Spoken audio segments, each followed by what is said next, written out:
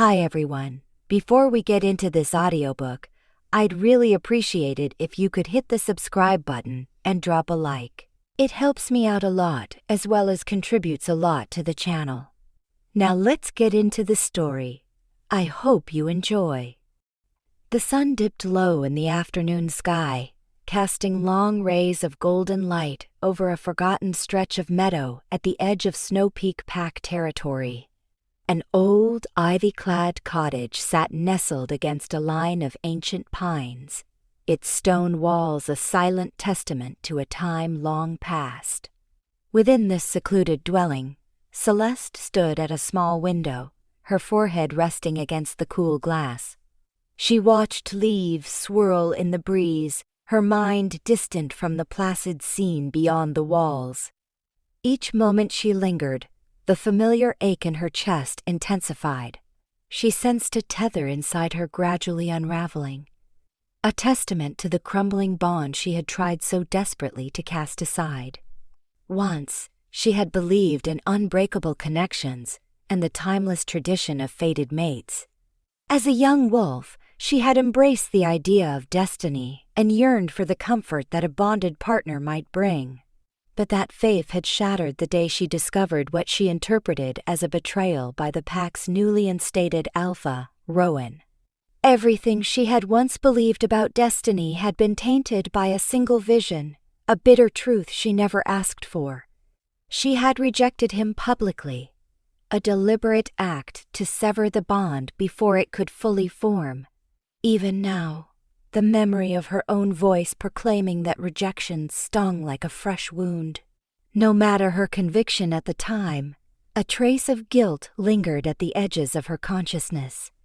This was not how her life was meant to unfold. The bond that she had rejected was more than a ritual or a tradition. It was a lifeline. And by spurning the mate that fate had selected, she had exposed her wolf to a slow, gnawing decay that she felt in every breath. Each day that passed since her rejection, her wolf receded further, leaving her mind frayed and her spirit dim. The thought that she might lose herself completely haunted her. She had to find a way to preserve what remained, or soon there would be nothing left. Shivering, Celeste stepped away from the window and moved across the modest living space toward a small table littered with half-finished cups of tea and yellowed parchment. She ran her fingers over an old journal, pages crinkled from years of handling.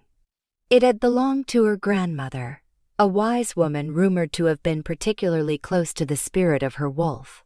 Celeste had hoped those pages might hold clues to healing a deteriorating bond, but so far all she found were half-legible scribbles about herbal remedies and cryptic references to the mark of unity. A twinge of frustration gnawed at her. She had secluded herself in this remote cottage, believing distance was her only solace after the heartbreak. Day by day, she delved through every old volume she could find, searching for a remedy.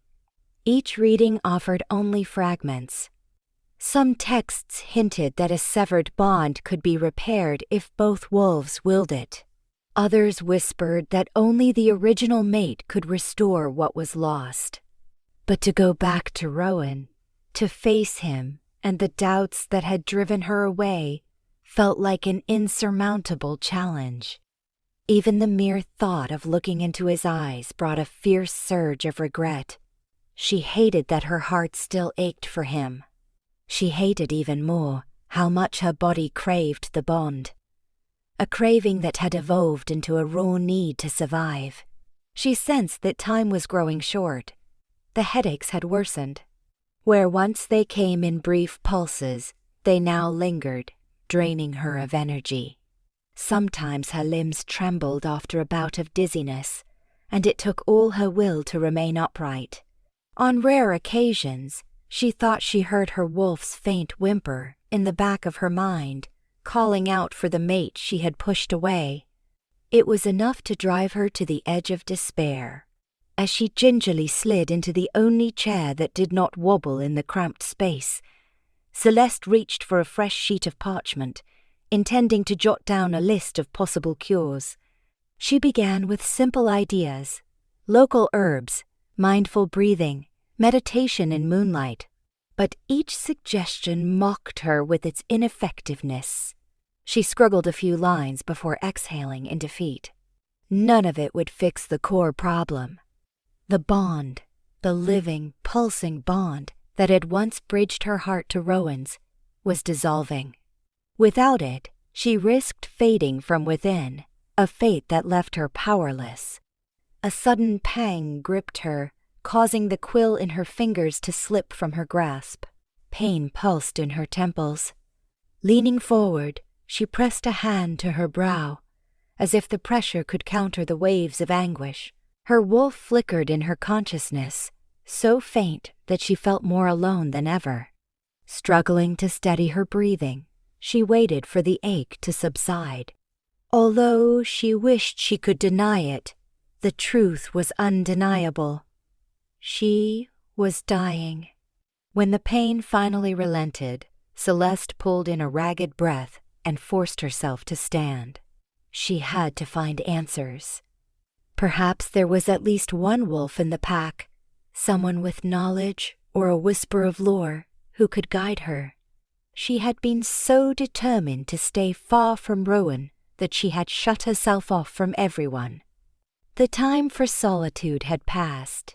Despite the guilt and fear, she resolved to seek help from an older pack member she trusted, a reclusive elder named Lydia who had known her family since before her birth. If anyone could offer guidance without instantly betraying her whereabouts to Rowan, it might be Lydia. A swirl of emotions churned in Celeste's stomach.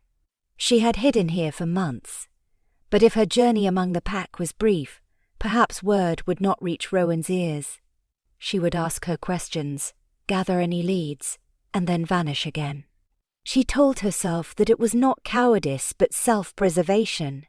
The alternative, risking a confrontation with Rowan, felt unimaginable. After gathering a simple cloth bag and checking her reflection in a small, dust-streaked mirror, she caught sight of how sunken her eyes had become. Her once lively gaze now seemed distant. She turned away sharply, refusing to dwell on her appearance any longer. It was time to act, even if her steps were uncertain.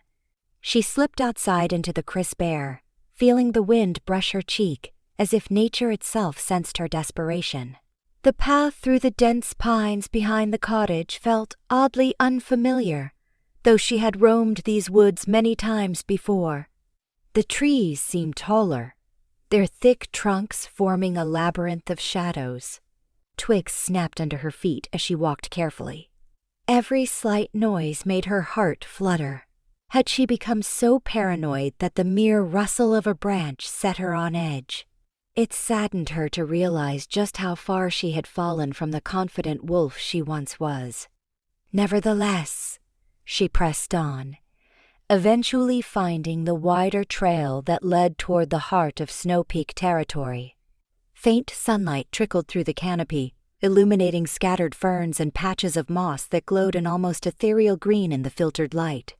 The hush of the forest was strangely comforting. In days past, she would have run in wolf form, savoring the exhilaration of speed and primal power. Now she walked as a human, too afraid that shifting would leave her even more exhausted than she already felt. Her mind wandered back to the day she had spoken those fateful words in front of the entire pack. She could still envision Rowan's face contorting with disbelief, his voice choking on the syllables of her name. She remembered the hush that swallowed the clearing as she turned away from him, ignoring the furious stares and whispered accusations. At that time, her fury at his perceived betrayal burned brighter than any second thoughts. She never gave him a chance to explain. Every time that image rose in her consciousness, she felt the sting of guilt. A breeze rattled the branches overhead, bringing her back to her immediate surroundings. She took a calming breath. Guilt would do no good if it paralyzed her. Today, she would see Lydia, glean what she could, and continue onward. That was the plan. Simple and direct. Yet her heart drummed a nervous beat against her ribs, reminding her that little had been simple since she had uttered that rejection.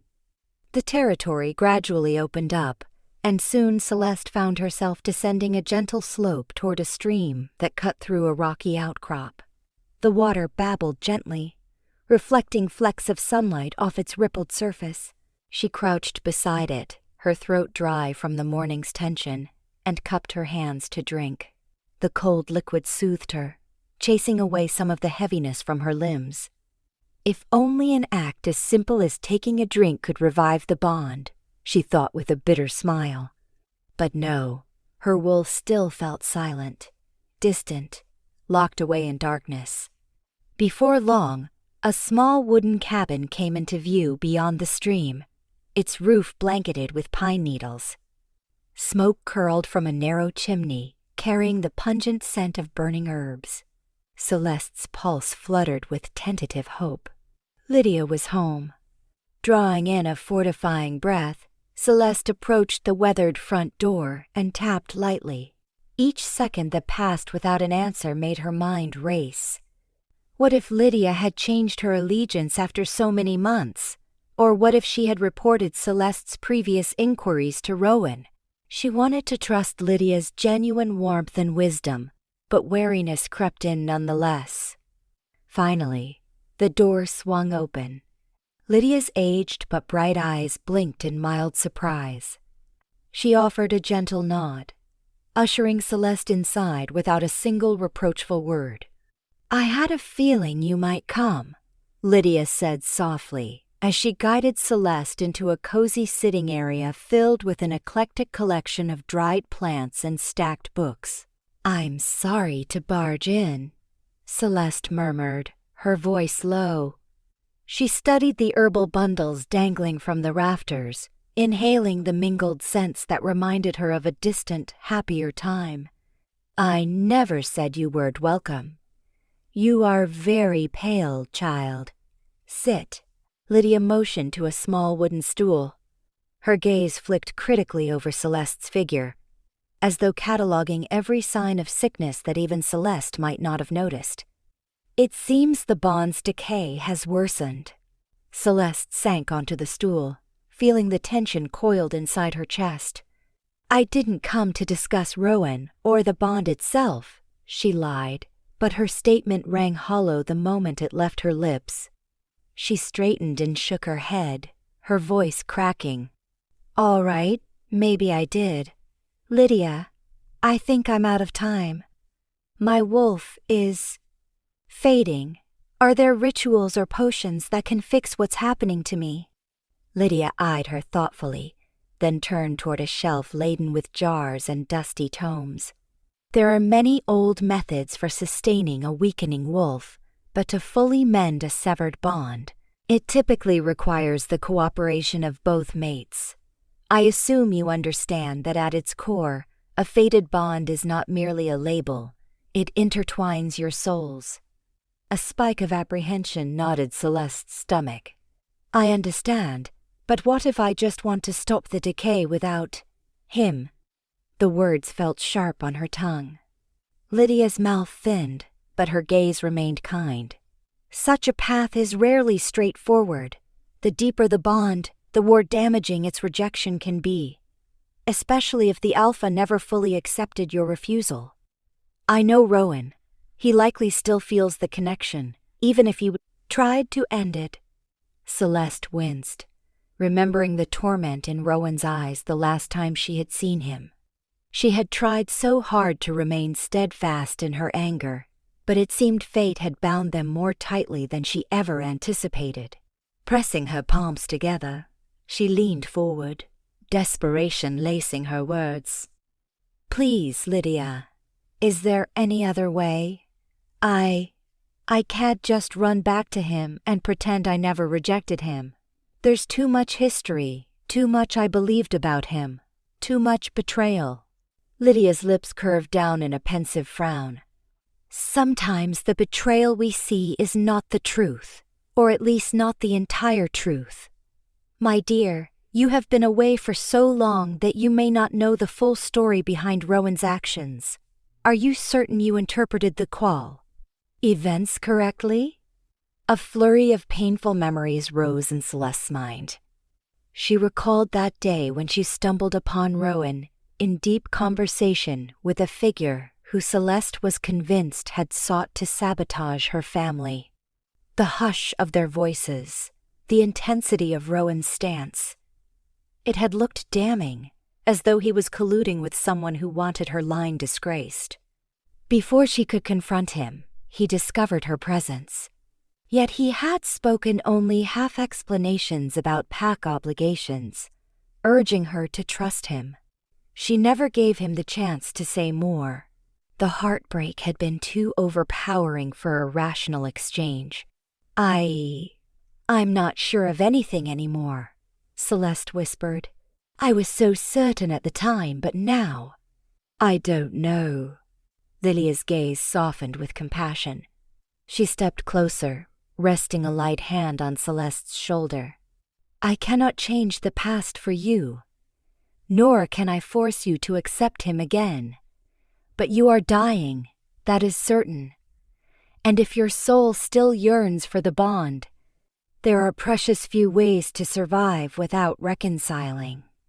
Whether that leads to forgiveness or not, only you can decide. Closing her eyes, Celeste fought the urge to weep. In her mind, she had imagined multiple scenarios, each with varying degrees of hopelessness. None, however, felt as daunting as returning to Rowan. Thank you, she managed, her voice tight. Lydia disappeared into a side room for a moment, then returned with a small pouch of dried herbs. This tea will help quell the headaches and keep your wolf's spirit from receding too quickly. It's a temporary aid, not a cure. Drink it twice a day, morning and evening. If you begin to sense your wolf more strongly, that is a sign that the bond is still alive. Then you must make a choice. Celeste accepted the pouch, bowing her head in gratitude. I appreciate this. I promise I'll think about everything you said. A hint of a sad smile graced Lydia's features. Be careful. Word travels fast in the pack, though they have heard little from you directly. I'll keep your visit private, but I cannot control what might happen if you choose to wander deeper into our territory. Nodding, Celeste rose from the stool and tucked the pouch safely into her bag. She could not shake the sensation that she was standing at the threshold of a door that led to a path of no return. With a final murmur of thanks, she slipped out of Lydia's cabin and followed the meandering path that led away from the heart of the pack. Her thoughts churned, replaying every key moment of her past. The day she discovered Rowan was her mate, the swirl of happiness that was crushed by the suspicion of his betrayal, the torment of public rejection. She had been so convinced she was doing the right thing, safeguarding her future from lies and dishonor. But if she had truly been so correct, why was everything now in tatters? Her wolf was dying, and she was on the brink of losing her mind. The bond, once so dreadful in her eyes, had become the one thing that might save her. Treading slowly through the forest, she realized she was not quite ready to return to the cottage. She needed to calm her jumbled emotions, to perhaps seek a glimmer of peace by the quiet river that lay deeper within Snow Peak's borders. The idea tugged at her. Though it was a risk, venturing closer to pack grounds always carried the possibility of running into patrols. Her soul yearned for a moment of tranquility in a place she used to love. She turned her steps northward, guided by the memory of a hidden river cove. There, a waterfall splashed into a crystalline pool, sheltered by rocky overhangs and curtains of trailing moss. That place had once been a private refuge for her. If fate granted her a moment of solace, she wanted it to be there. The forest thickened, and the calls of birds overhead echoed in a hazy hush. She savored the earthy scent of damp leaves, recalling her younger days when every hour spent outdoors felt like an adventure. Her footsteps were slower now, weighed down by the burden of exhaustion. Eventually, the thunder of falling water reached her ears, and her heart lifted with a fleeting spark of excitement. She was close. When she arrived at the cove, the sight brought forth a tear that slipped, unbidden, down her cheek. The scene was as she remembered. Water cascading down a wide rock face, the pool below dotted with lily pads. A rainbow caught in the spray. Towering ferns framed the scene, adding a vibrant flourish of green. Carefully, she made her way to a flat rock that jutted out over the edge of the pool. She crouched there, dipping her fingers into the water to let its chill sting her skin. For a long while, she simply sat, doing nothing but listening to the waterfall's rhythmic roar. In those moments, she felt almost like her old self. Almost. A light breeze carried droplets of mist, cooling her cheeks. The tension in her chest loosened, just slightly. Without realizing it, she found herself speaking softly to whatever invisible forces might be listening. "I wanted to be strong," she whispered. "I thought that rejecting him would spare me the agony of being betrayed. Maybe I was just afraid I wasn't enough, afraid I would lose everything if I risked opening my heart." Her voice cracked on the last words. She could pretend all she wanted that her motives had been noble or righteous, but the truth was that fear had played a large role. She had witnessed how heartbreak could ruin someone's spirit. She had seen it in other wolves who lost mates to tragedy or deception. She had vowed never to be reduced to that state, yet here she was, undone by her own choice, her own attempt to avoid pain. She curled her arms around her knees, letting silent tears fall. Gradually, a sharp scent interrupted her grief, and her entire body tensed. The breeze carried a distinct aroma of wolf fur and adrenaline, something that signaled another werewolf's presence. Alarmed, she rose, scanning her surroundings. The fragrance did not belong to Rowan. She knew his scent by heart, but it was definitely someone from the Snow Peak pack. Panic surged through her. She did not know how they would react if they found her here, deep in territory she had tried to forsake. Backing away from the water's edge, she ducked behind a cluster of rocks shrouded by overhanging vines. Her breath came in tight bursts, her heart hammering against her ribcage. She considered shifting to her wolf form, but that was no longer a guaranteed advantage. Her wolf was too fragile to be relied upon in a physical confrontation. Instead, she stayed hidden, straining to catch any sign of movement among the trees. Moments later, a tall figure emerged from a narrow path on the opposite side of the waterfall. It was Bram, one of Rowan's lieutenants. He was known for his unwavering loyalty to the Alpha and his keen sense of detection. His stance was alert, his head raised slightly as he scanned the clearing. She saw the tension in his shoulders, and it was clear he was searching for something, or someone. Celeste stilled herself. She silently prayed that the sound of falling water would drown out her breathing, that the swirl of mist would cloak her scent. For an instant, Bram's sharp eyes flicked toward her hiding place, and she feared he would zero in on her presence. She could almost hear her pulse drumming in her ears. But then, Bram shook his head, appearing to conclude that no one lingered in the clearing. Without a word, he circled the waterfall's perimeter and moved on, disappearing back into the woods in the direction of the main pack settlement. It was several long minutes before Celeste dared to exhale. So, the pack still patrolled these areas diligently. She had known that logically, but seeing it up close reminded her how precarious her position was. She had no intention of rejoining them, especially not in her weakened state.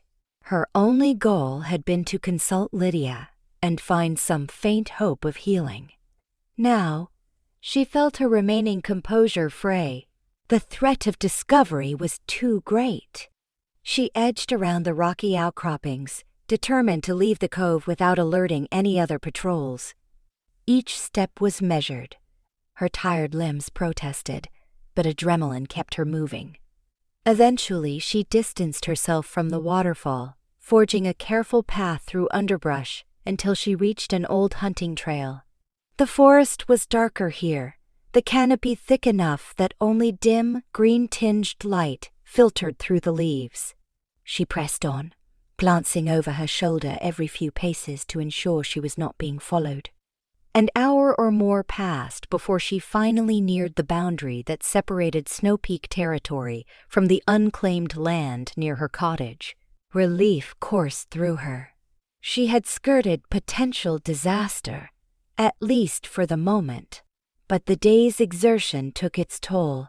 Her legs wobbled, and the headache she had briefly suppressed roared back with renewed force. Groaning softly, she found a mossy log by the side of the path and eased herself down. Her breathing was ragged. Though she despised showing weakness, she allowed herself a moment to rest. Her palm hovered over the pocket where Lydia's herbs rested.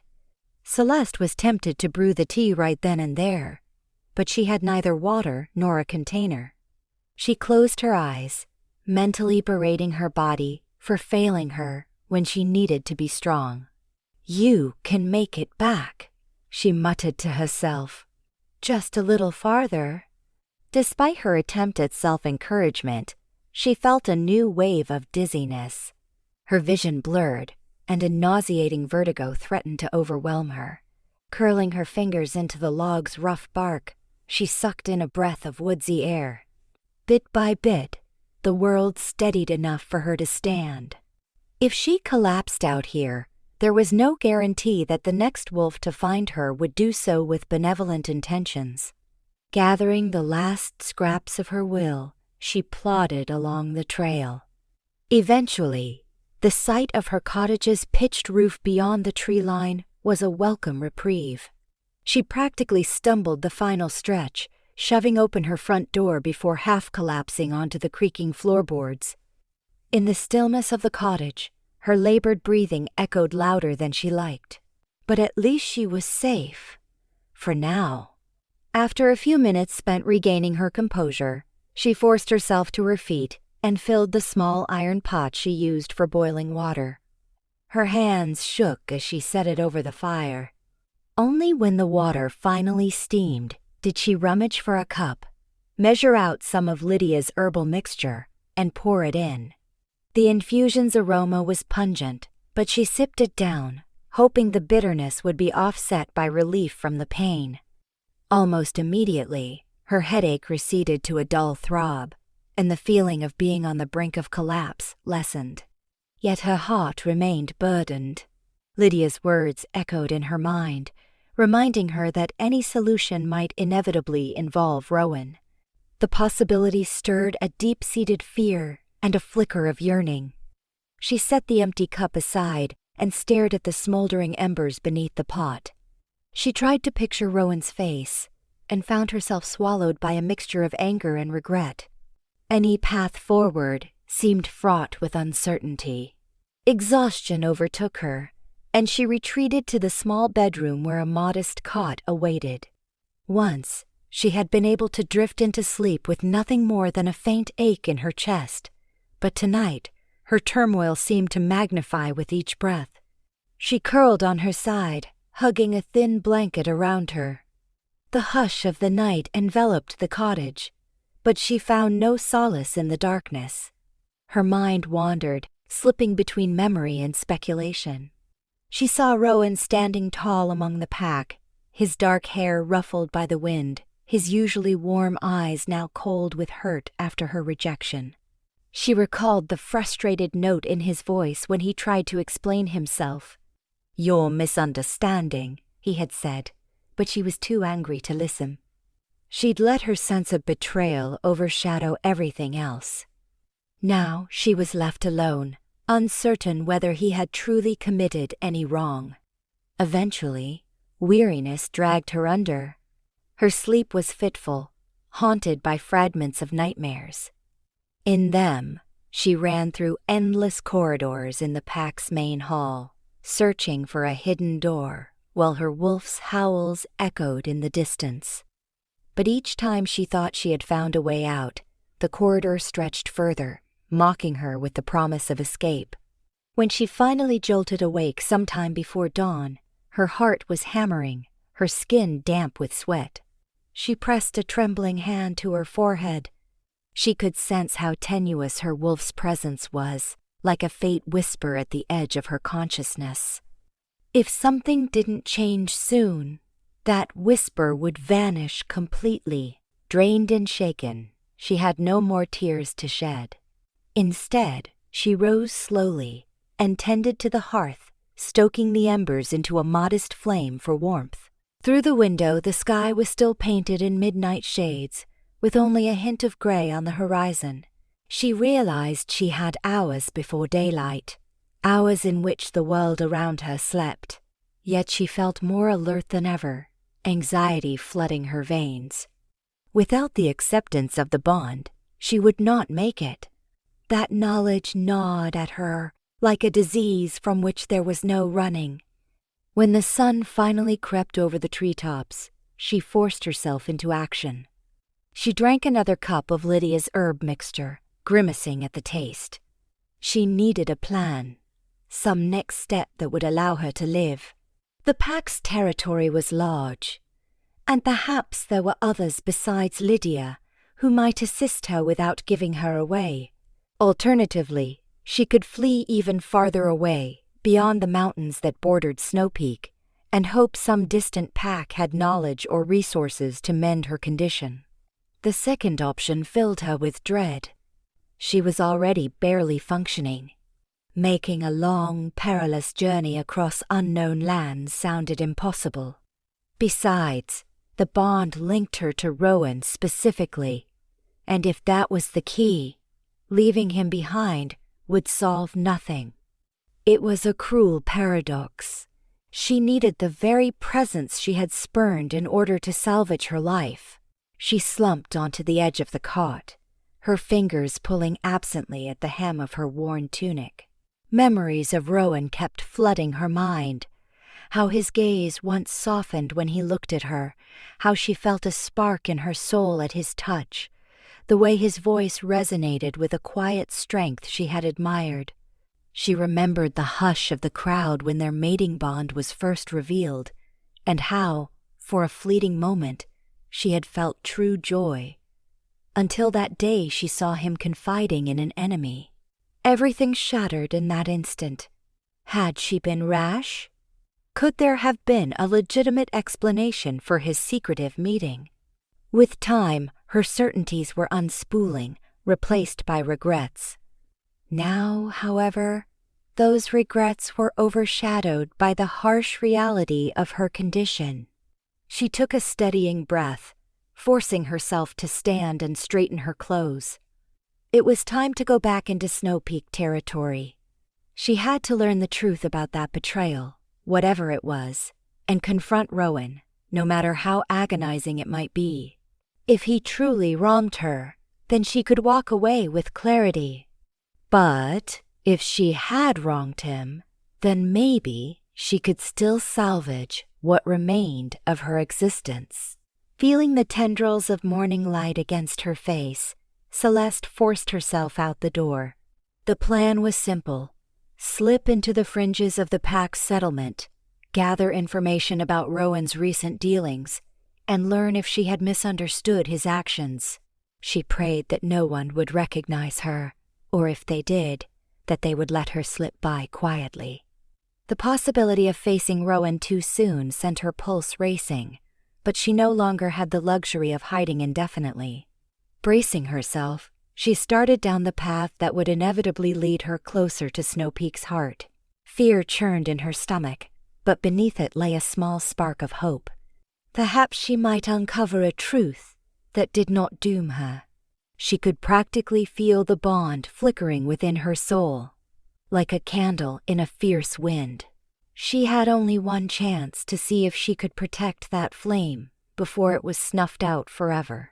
Clouds drifted across the sky as Celeste approached the pack's outer perimeter.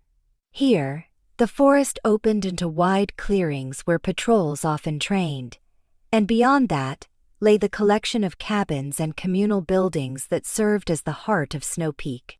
The structures were crafted from sturdy timber, their roofs braced for the region's harsh winters. At this hour, the settlement was just beginning to stir. Wolves in human form stepped outside to start their morning routines, while others prepared for dawn patrols. A rush of memories swept over Celeste as she paused behind an outcropping of rock near the perimeter. She once lived among these wolves, cherished by the elders and welcomed at gatherings. For a fleeting instant, she imagined stepping out and greeting them as though nothing had changed. But her mind snapped back to reality when she caught the worried glances of two pack members conversing nearby. Their faces were unfamiliar, but their posture bespoke the tension that had taken hold since Rowan assumed leadership and conflict brewed beyond the territory's borders. She kept to the tree line, moving slowly.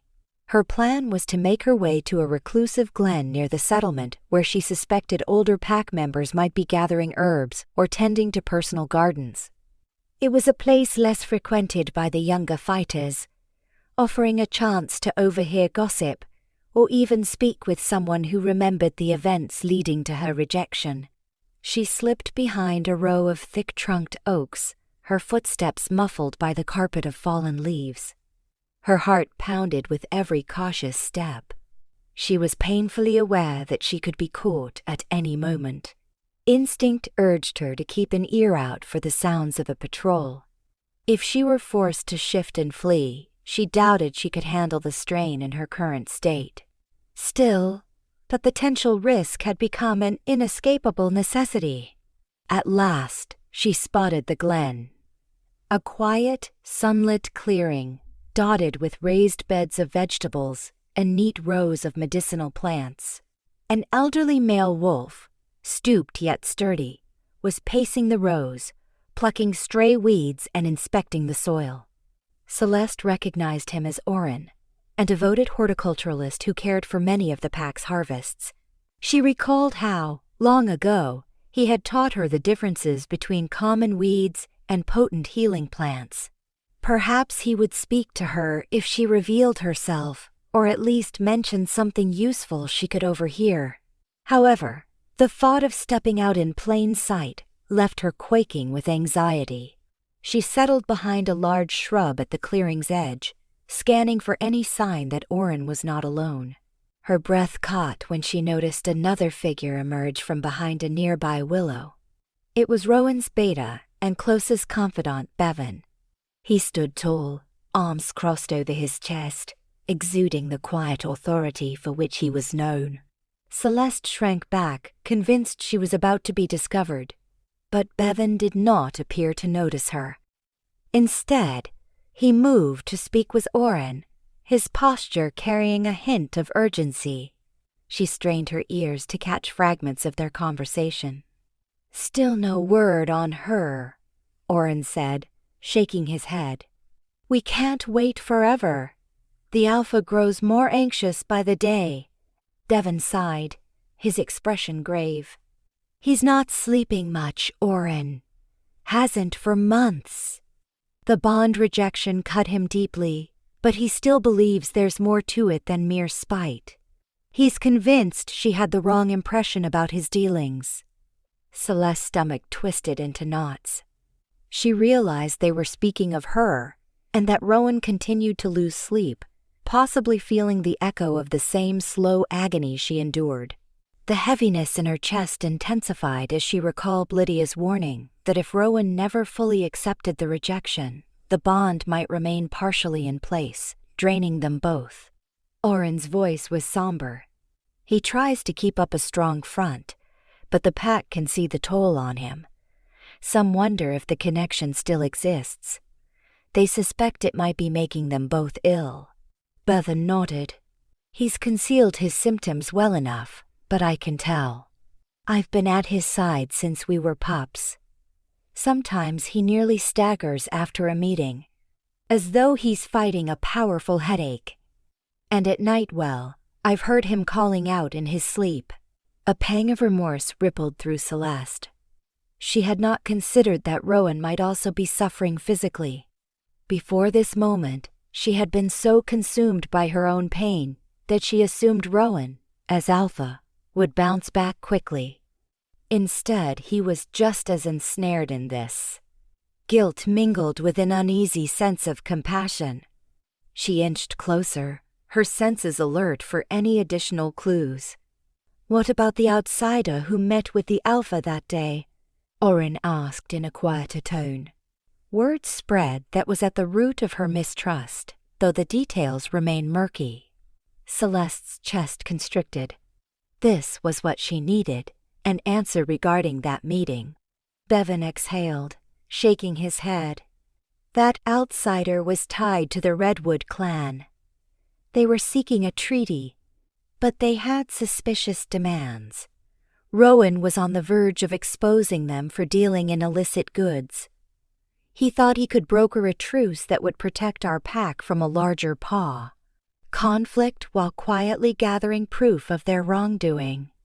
He kept his actions secret to avoid tipping them off. And that's precisely when she stumbled upon him in conversation.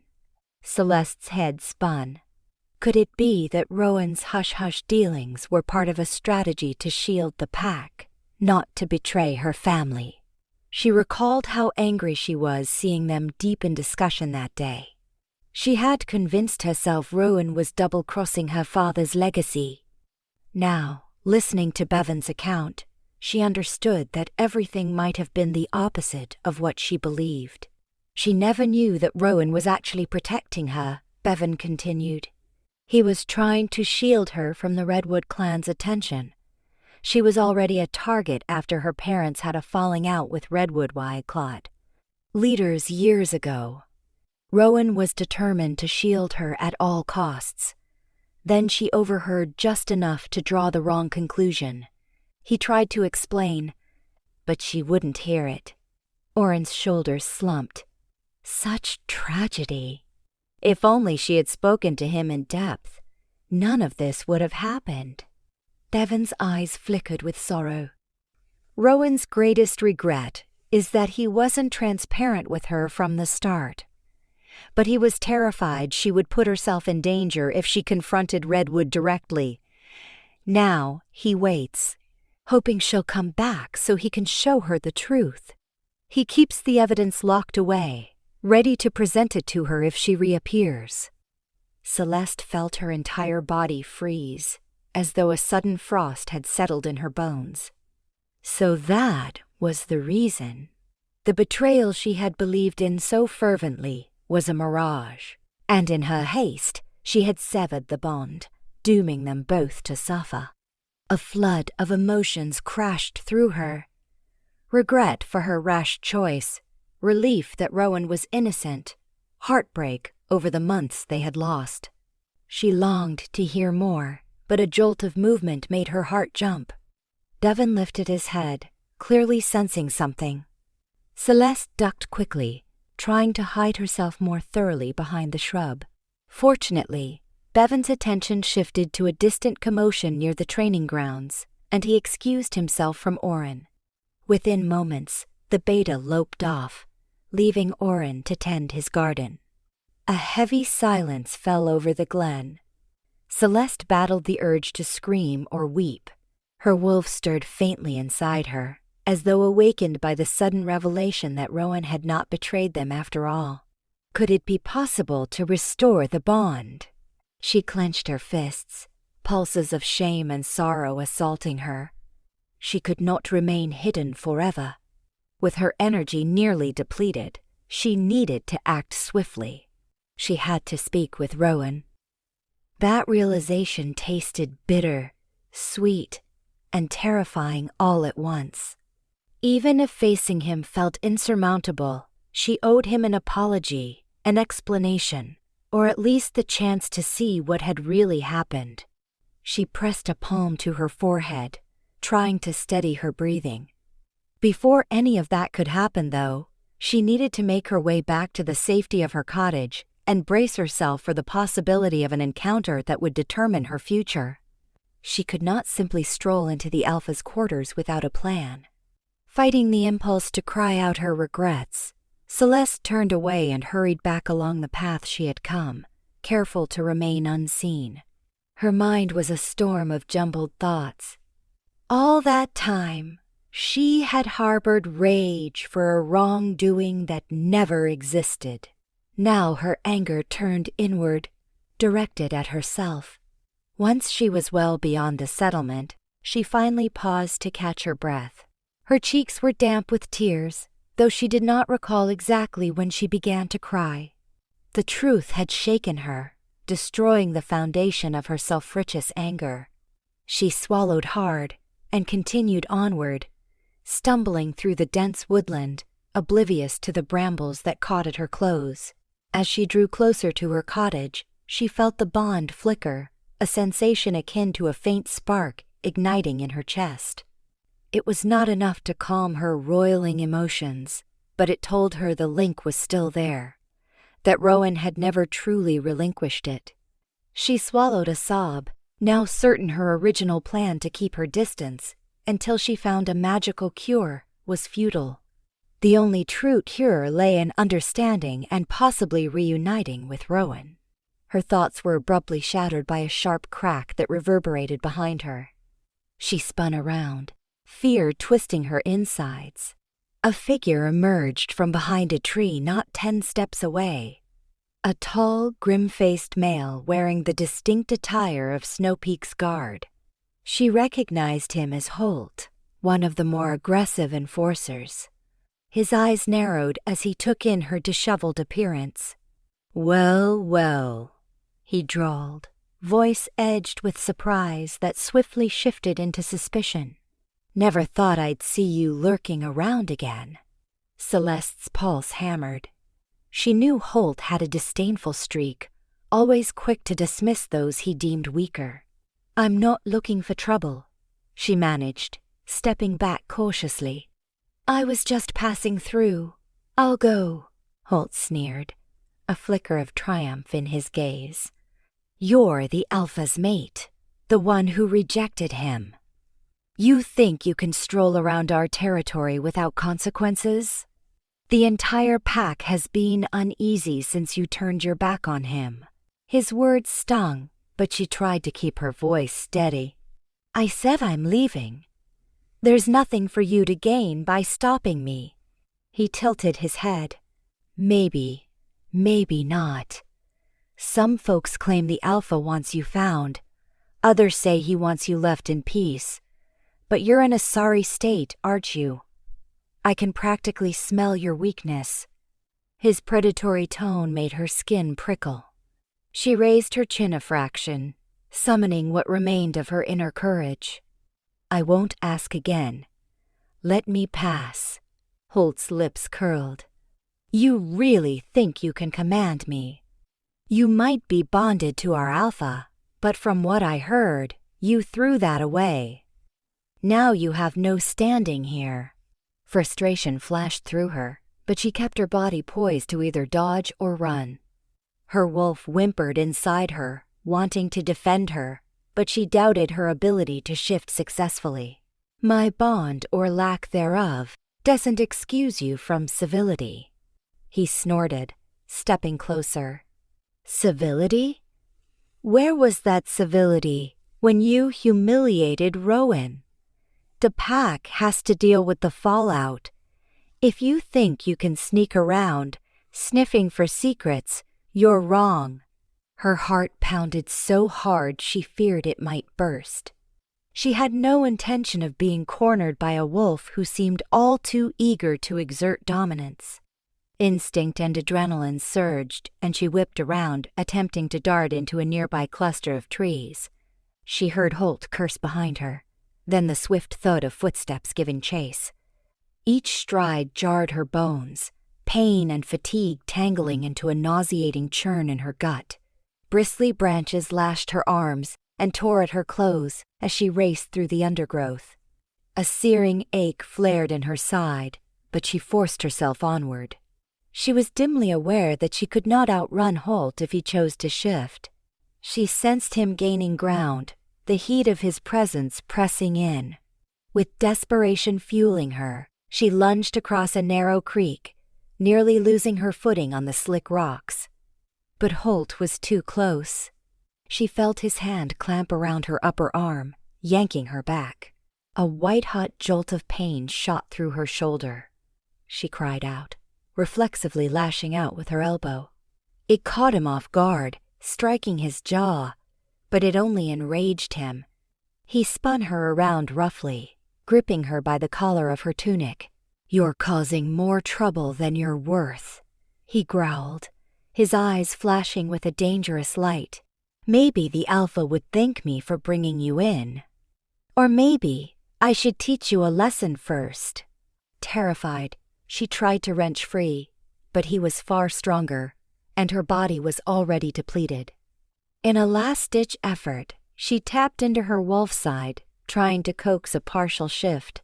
Pain tore through her muscles, but she only managed to sharpen her nails and partially transform her eyes. It was enough of a shock that Holt flinched, loosening his grip. "Let me go," she hissed, baring her teeth. The swirl of dizziness in her head grew stronger. He snarled in return, raising a hand as if to strike. Time seemed to slow. Celeste's vision blurred. Then, out of nowhere, another figure crashed into Holt with enough force to send them both tumbling. Celeste stumbled backward, nearly collapsing. Through her hazy sight, she recognized the new arrival. It was Bram, Rowan's lieutenant, the same wolf she had spotted by the waterfall days before. "What in blazes do you think you're doing, Holt?" Bram barked, wrestling Holt's wrist back at an awkward angle. "You know we don't solve pack matters with violence like this. The Alpha would have your head for threatening his mate." "She isn't the Alpha's mate. Not anymore." Holt spat, struggling to free himself. "She's a lone wolf, skulking around, probably plotting something." "I was just doing what's best for the pack." Bram's expression darkened. He twisted Holt's arm with decisive strength until the other man gasped in pain. "Stand down. Let her speak for herself." Celeste's heart still hammered erratically. She clutched her injured shoulder, trying to catch her breath. Bram glanced at her, concern etching his face. "Are you all right? Can you stand?" She forced a nod. I think so." With one final, forceful shove, Bram released Holt, who staggered a step but kept his glare fixed on Celeste. "You're making a mistake," Holt warned, rubbing his sore arm. "She's trouble." "If she is, then we'll address it properly," Bram said coldly. "Now get lost before I report you for assaulting a packmate, rejected or otherwise." Holt glowered, but seemed to realize the fight was lost. He threw Celeste one last hostile glance before stalking away, his footsteps crackling through the underbrush. Only once he had vanished did Bram turn his full attention to her. She realized she was trembling, adrenaline still surging in her veins.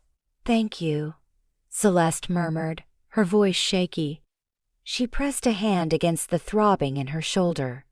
The pain lanced through her, but she tried to remain standing. The humiliation of being caught in such a vulnerable state churned her stomach. "I didn't mean to cause any disturbance." Bram's expression remained serious, though not unkind. "You have a right to be here, no matter what Holt or anyone else thinks. The Alpha never fully accepted your rejection. That means you still hold a place, if you choose to claim it." She lowered her gaze, uncertain how to respond. The fresh knowledge that Rowan had never betrayed her weighed heavily.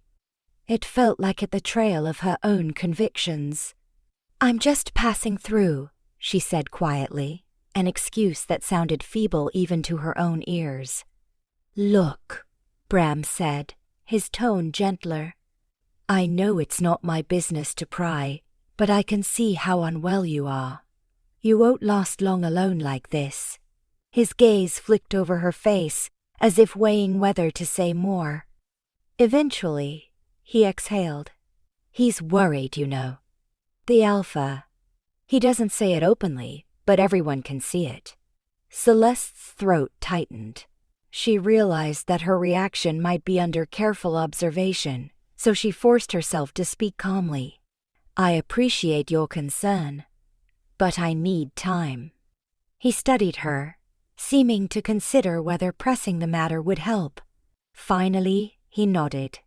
All right, but be careful. We have more than just Holt to worry about these days. The Redwood clan's tension still lingers, and there are rogues prowling the borders. If you insist on wandering, at least keep a watchful eye. She offered a silent nod, grateful for his measured approach. If it had been Rowan himself confronting her, she might have been overwhelmed. Bram's presence, though authoritative, was less emotionally charged. With a brief, polite gesture, the lieutenant turned and headed back in the direction of the settlement. Celeste inhaled, trying to quell her nerves. Even though she had resolved to speak with Rowan eventually, she was not ready in that moment. Once she was certain Bram was gone, she pressed on toward her cottage, checking over her shoulder each time a branch snapped or a bird took flight. Her shoulder throbbed where Holt had grabbed her, and she winced whenever she shifted her weight. Her wolf stirred within her again, fleeting and unsure, as though testing the waters of renewed hope. A part of her heart lifted, realizing the bond might still be salvageable. As soon as she reached her cottage's door, she shut it behind her and sagged against the wall, letting out a shaky exhale. Her pulse was still racing. She wanted nothing more than to curl up and shut out the world, but she could not afford that luxury. She had learned the truth about Rowan. Everything else hinged on what she did next. Moving slowly, she lit a small lamp. She brewed the herbal tea Lydia had given her, hoping it might ease the pain that flared in her shoulder and in her head. While waiting for the water to heat, she dabbed at the bruises forming on her arm and muttered curses under her breath about Holt's aggression. The pack was hardly as unified as she had once believed. She sipped the tea, bitterness coating her tongue. At last, she settled on a plan. Rest for a single day, gather her strength, and then seek Rowan. She did not know whether he would accept a conversation, or if he harbored deeper resentment beneath his worry, but she had no other choice. The stale anger she once clung to had been swept away by the revelation of his innocence. All that remained was the question of whether they could mend what she had shattered. Despite her fatigue, sleep did not come easily that night. She tossed and turned, the ache in her shoulder a sharp reminder of how swiftly violence could befall her if she lingered near the pack without clarifying her situation. Whenever she managed to drift off, nightmares plagued her. She saw Rowan on a battlefield, alone and wounded, calling her name while she stood frozen, powerless to aid him. She woke with her heart hammering against her ribs, tears burning in her eyes. In the light of morning, she forced herself to stand at the cottage's narrow window, gazing out at the swaying pines.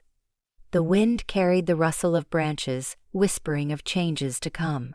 She remembered the early days of discovering her mate bond, how she thought fate had chosen Rowan for her.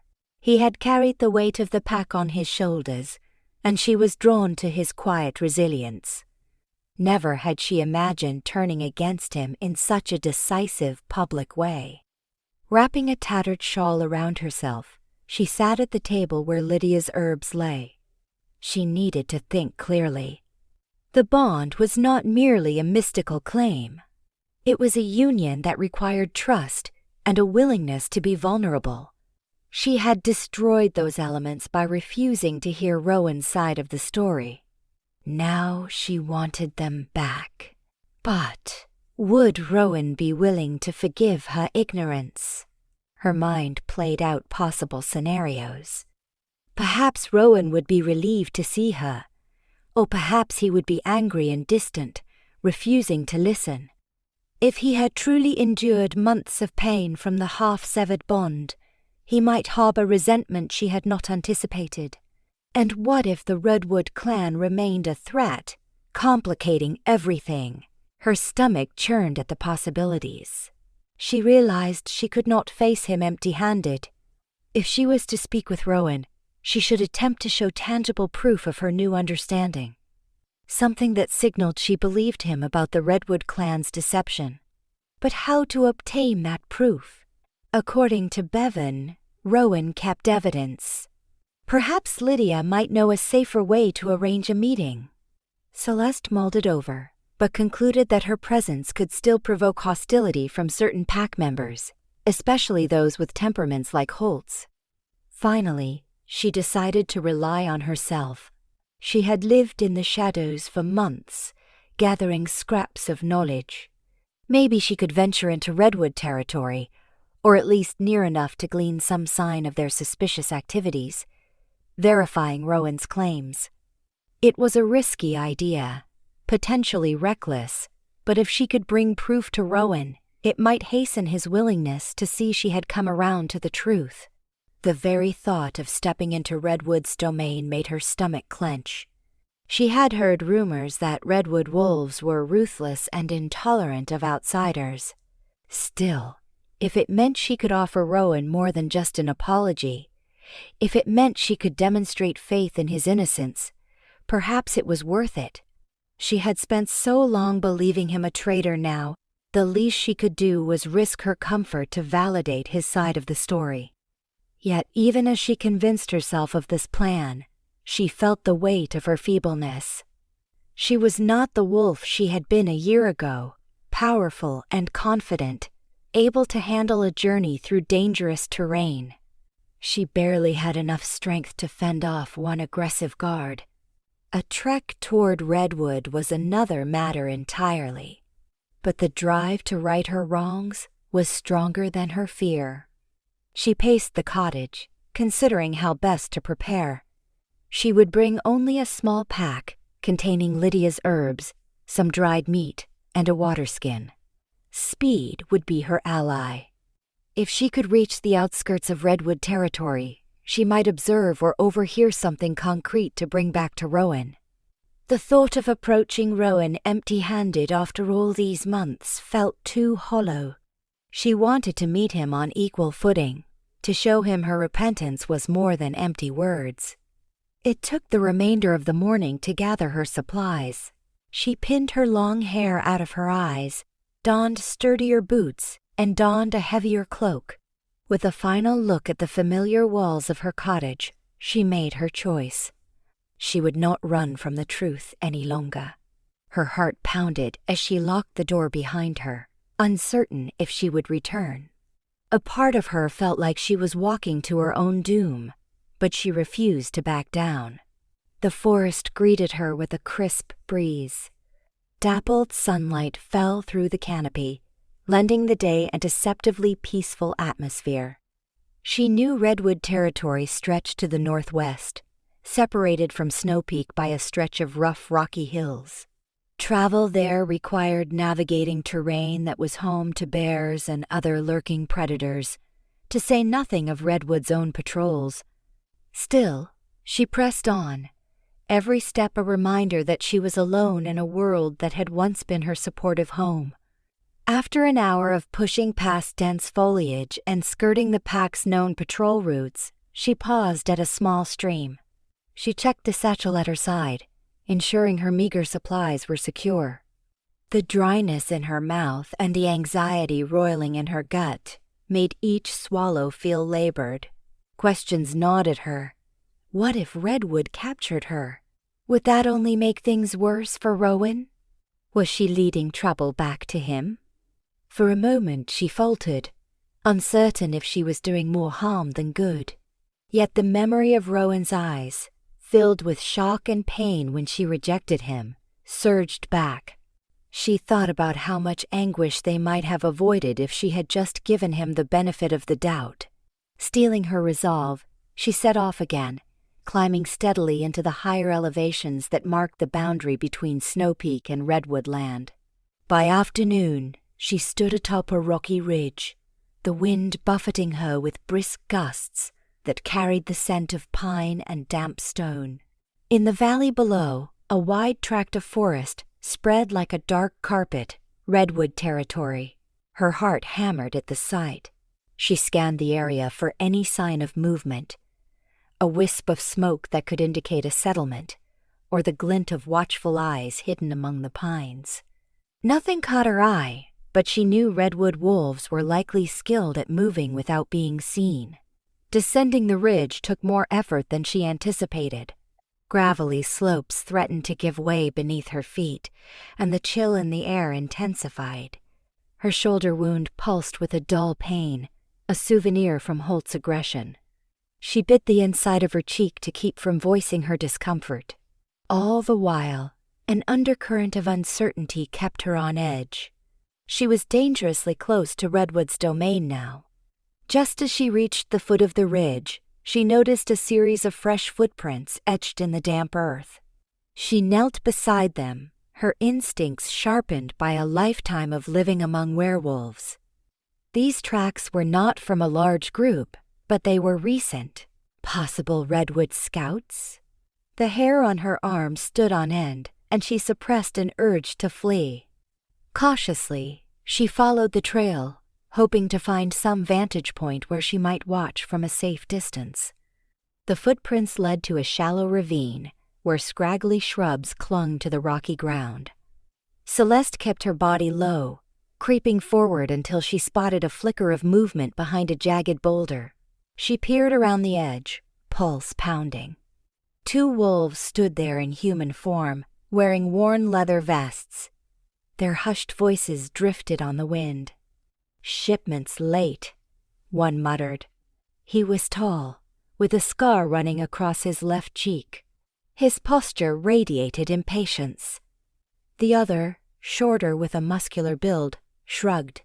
"We can't cross Snow Peak lines without getting caught. Not yet. The Redwood Alpha wants proof of the contraband's route before we risk more men." Celeste's nerves flared. This had to be tied to the Redwood clan's illegal dealings, the same ones Rowan had been trying to uncover. She edged closer, trying to hear more, but her foot dislodged a pebble that skittered down the slope. Both wolves snapped their attention toward the sound. Heart in her throat, Celeste flattened herself against the rock, hoping the shadows might conceal her. She could practically feel her own pulse echoing in her ears. Time seemed to drag as she waited, every nerve on alert. The taller wolf sniffed the air, eyes narrowing as though trying to catch a scent. Celeste silently cursed the swirling breeze, praying it did not carry her fragrance. A tense moment passed. The second wolf muttered something unintelligible, then the 2 returned to their hushed conversation. Celeste risked a slight shift, allowing herself to eavesdrop again. "Once we secure the contraband, Redwood can leverage Snow Peak. That's the plan," said the taller one. "We just need the perfect time to strike. The Alpha wants to exploit the rifts in Snow Peak. Rumor says their own leader is distracted by personal problems." The shorter wolf gave a coarse laugh. "Yes, that fiasco with his mate. If the rumors are true, he's barely functioning. A perfect chance for Redwood to move in." Celeste's nails bit into her palms, anger and guilt mixing anew. This was exactly what Rowan had feared. Redwood was plotting to take advantage of the chaos that had ensued since her rejection. She watched carefully as they pulled out a small parchment that appeared to hold some sort of schedule or map. The breeze shifted the paper slightly, revealing lines drawn across it. "That must be the route," the taller one said, tapping the parchment. "We wait for a sign from our contact. Then the contraband crosses Snow Peak territory under the pretense of trade. By the time they realize what happened, Redwood will have the upper hand. Celeste felt her breath hitch. A contact. Someone possibly within Snow Peak, or at least close enough to orchestrate this behind Rowan's back. She wished she could see the parchment more clearly, but she did not dare move any closer. A swirl of dismay hit her. If Redwood truly had inside help, Rowan's efforts would be even more complicated. She realized she now possessed crucial information that Rowan needed. She must get it to him. The question of how weighed heavily on her. She could not exactly confront these two Redwood wolves, not in her weakened state, and she lacked the stealth to snatch the parchment without being noticed. The best course was to retreat with what she had overheard. It would have to be enough to prove to Rowan that Redwood was indeed plotting a wide-scale deception. Stepping carefully, she inched backward, making sure every footstep was cautious. She managed to slip out of the ravine undetected. Once she was free of the immediate danger, she allowed herself a trembling breath. That fleeting moment of courage, or perhaps sheer recklessness, had given her exactly what she needed. Proof of Redwood's wrongdoing. That knowledge alone strengthened her resolve. Now, she had one more trial to face. Actually returning to Snow Peak and presenting her findings to Rowan, the mate she had rejected. The idea made her muscles clench with apprehension, but she could not ignore the sense of responsibility that spurred her forward. She had to warn him about Redwood's scheme and the possibility that someone within Snow Peak might be collaborating.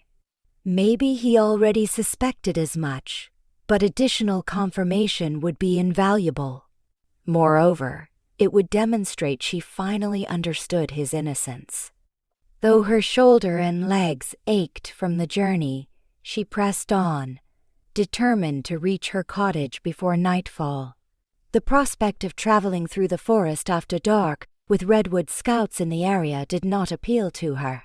She stopped briefly at a small creek to drink and catch her breath. Her reflection in the rippling waters startled her. Her eyes looked hollow, overshadowed by dark circles. Yet she also saw a glint of resolve she thought she had lost. She trudged onward. The sun was beginning its descent, painting the sky in hues of pink and orange. She moved swiftly for someone in her condition, fueled by equal parts fear and hope. By the time she recognized the outskirts of her territory, her limbs trembled from exertion. She spotted her cottage's silhouette in the gathering twilight and nearly sobbed with relief. Stumbling inside, she quickly latched the door behind her. Gasping for air, she sank onto a small wooden bench, letting her bag drop to the floor. She needed to see Rowan, but not like this, drenched in sweat and on the verge of collapse. She made herself brew another dose of Lydia's herbs to stave off the worst of the fatigue, grimacing at the pungent taste. Her mind buzzed with anxiety, forming and discarding potential ways to approach Rowan. She considered sending a discreet message through Lydia. Yet Rowan might think it was a trap, or Lydia might not be able to deliver it promptly without drawing suspicion. Another thought was to contact Bram, who had stepped in on her behalf with Holt. She sensed he might be inclined to help. Still, it felt more honorable to face Rowan directly, even if it meant enduring his anger or dismissal. By the time she'd bandaged her bruises, the moon was climbing in the sky. She stared at its silver glow through the window, her heart beating a conflicted rhythm. She had discovered the truth about Rowan's innocence, uncovered fresh intel on Redwood's schemes, and recognized that the bond between them had never truly died. All that remained was to decide how best to bridge the gaping chasm she had created when she stood before the pack and uttered her rejection. She whispered a soft plea to the moon, unsure whether such words would find any favor in the cosmic order that governed werewolves. "Give me the courage to make this right," she said, her voice trembling. She pictured Rowan's face and felt the faintest warmth pulse through the fraying bond in her chest. Even after all she had done, that bond was still there, waiting. Exhaustion finally claimed her, and she crawled onto the creaking cot. Sleep crept over her in fits and starts, nightmares dancing at the edges of her awareness. Her wolf stirred uneasily, neither fully present nor entirely absent, as though uncertain how to respond to the emotional turmoil.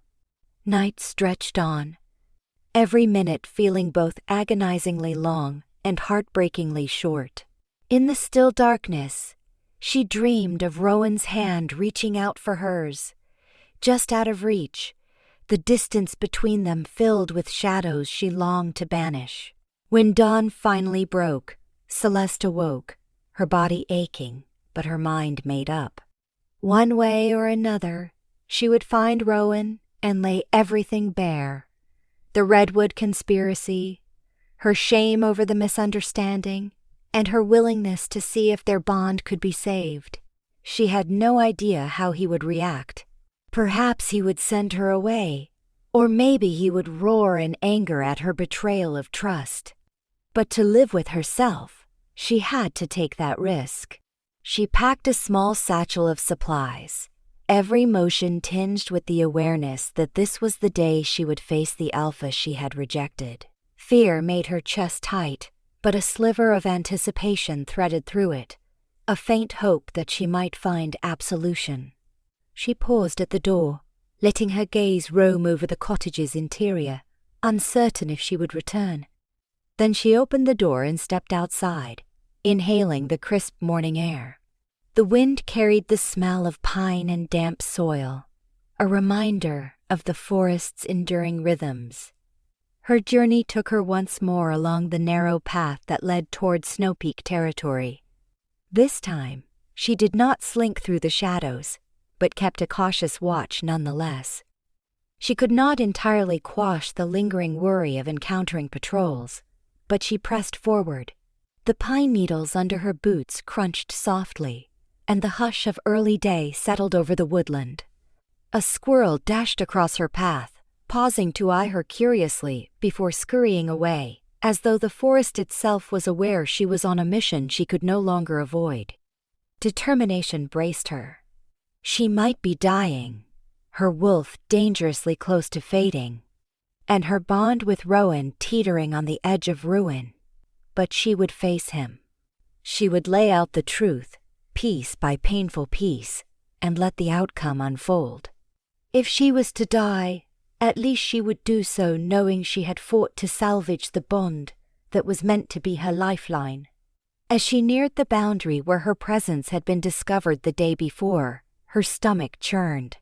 Memories of Holt's sneering face flashed through her mind, but she forced herself not to cower. She had come too far. Maybe this time, if confronted, she would ask for an escort to Rowan. Or maybe she would simply call out for Bram and hope he heard her. Every scenario made her tense, but she did not slow her pace. Pushing aside a cluster of fern fronds, she stepped into a clearing that signaled the start of Snow Peak lands. The air felt charged, as though the pack's collective awareness rippled through the territory. She paused briefly, steeling herself. Her wolf, weak but responsive, stirred enough for Celeste to sense a flicker of unity. She lifted her chin and took another step forward, feeling the bond hum softly in her chest. This was it. No turning back. She was done running. She would find Rowan, confront the misunderstandings that had brought her to this point, and face whatever came next. Even if it broke her heart again, she had to see it through. With that thought burning in her mind, Celeste continued deeper into Snow Peak territory, each stride fueled by both dread and the faint ember of hope that perhaps, just perhaps, she might yet claim the life and love she had once cast away. A subdued hush settled over Snow Peak Pack territory as Celeste ventured deeper, every sense heightened by anticipation. The pines, standing sentinel on either side of the trail, seemed to loom taller than usual, as though keenly aware of her presence. The last time she had come this far, she had skirted around the edges, avoiding open confrontation. But now her purpose had shifted. She was not slinking in to escape notice. She was here to find Rowan. Each step brought a swirl of anxiety and something else, flickers of hope. The truth behind Rowan's clandestine meeting had turned her world upside down. For so long, she had harbored the idea that he had betrayed her. In reality, he had been protecting her and gathering evidence against Redwood's corruption. She alone had planted the seeds of her own heartbreak. The awareness stung her pride, but it also stirred renewed determination. The time for estrangement was over. She had walked for less than half an hour before the path broadened into an open stretch. A subtle shift in scent warned her she was no longer alone. Moments later, a small patrol group appeared ahead, 3 Snowpeak wolves in human form, wearing protective vests. At the sight of her, they exchanged quick, uncertain looks. None among them were the sort to lash out without orders, but they still blocked her way. Heart drumming, Celeste lifted her chin. "I need an audience with Rowan," she said, voice steady despite the tension rippling through her. One of them, an older wolf with streaks of gray in his hair, looked her up and down. "Are you sure that is a wise request?" I know who I am," she interjected, trying to stave off a barrage of questions. "I am here to speak with him about Redwood's movements. It cannot wait." They exchanged uneasy glances again. Finally, the older wolf nodded. "We will escort you." His tone held no welcome warmth, just a blunt acceptance that her presence might be necessary. Part of her bristled at the implied suspicion, but she reminded herself that she had cast this shadow on her own standing. At least they did not try to bar her passage outright. Gesturing for her to follow, the 3 patrol members led her onto a wider path that sloped gently downward toward the heart of Snowpeak's main settlement. Even from a distance, the settlement's cluster of timber buildings felt alive with subdued energy. Smoke curled from chimneys, and shapes flitted across walkways. The entire region had grown quieter under Rowan's leadership, or so she had heard, but Celeste could sense an undercurrent of apprehension running through every corner. Redwood's threats, combined with an alpha whose mate had publicly rejected him, seemed to have shaken the foundation of Snowpeak. She tried to compose herself. Her shoulders still twinged from Holt's assault a day prior, and she had to clamp down on the anxiety that threatened to take over. The patrol kept their pace brisk, probably eager to have this awkward situation resolved. As they crossed a bridge spanning a narrow stream, Celeste saw pack members pausing to stare. Some were wide-eyed with curiosity. Others whispered behind their hands. Fragments of their conversations drifted on the breeze. She came back. Is Rowan expecting her? Could she be here to stir more trouble? Celeste forced herself not to shrink from their scrutiny. Months ago, she had stood in that very clearing to deliver her rejection in front of all who had gathered. She remembered the hush that followed her words, the heartbreak in Rowan's gaze. Now, with her illusions shattered, she could only push forward, head held high. They arrived at a 2-story lodge near the center of the settlement, Snowpeak's communal gathering hall and administrative heart. It was larger than any other building, crafted from thick logs and sealed against harsh winters. The main entrance sat beneath a wide overhang, its double doors decorated with carved motifs of running wolves and pine trees. Celeste swallowed around a tight throat as the patrol guided her inside. It was quieter than she remembered. Usually, pack members bustled through the corridors, warriors discussing patrol schedules, or elders sharing news. But the entrance hall was nearly empty, with only a few wolves in passing. Those who were present seemed to freeze when they caught sight of her. a hush descended that was almost tangible. The patrol leader inclined his head toward a corridor on the left. "The Alpha is in his office at the end of that hallway," he said, his tone bereft of emotion. "We will inform him that you have come." She nodded. "Thank you." While they conferred briefly with someone by the door, Celeste moved toward the corridor. Each step felt heavier than the last. She passed a row of shuttered windows through which sunlight slanted, illuminating floating dust motes. Silence pressed in, broken only by the faint creaking of wooden floors. She wondered, fleetingly, if her heart was pounding loudly enough for everyone to hear. Reaching the end of the corridor, she found a wide oak door. The memory of Rowan's office flickered in her mind. He had once led her here to show her designs for a new training field. Back then, the two of them had stood shoulder to shoulder, discussing plans that might benefit the entire pack. The recollection made her chest tighten with regret. Before she could summon the courage to knock, the door swung open from the inside. Bram stepped into the threshold, his eyes widening when he saw her. She caught a flicker of uncertainty that quickly shifted into guarded relief. Wordlessly, he moved aside and motioned for her to enter. It was a gesture of trust that she did not take lightly. She forced her feet forward, heart in her throat.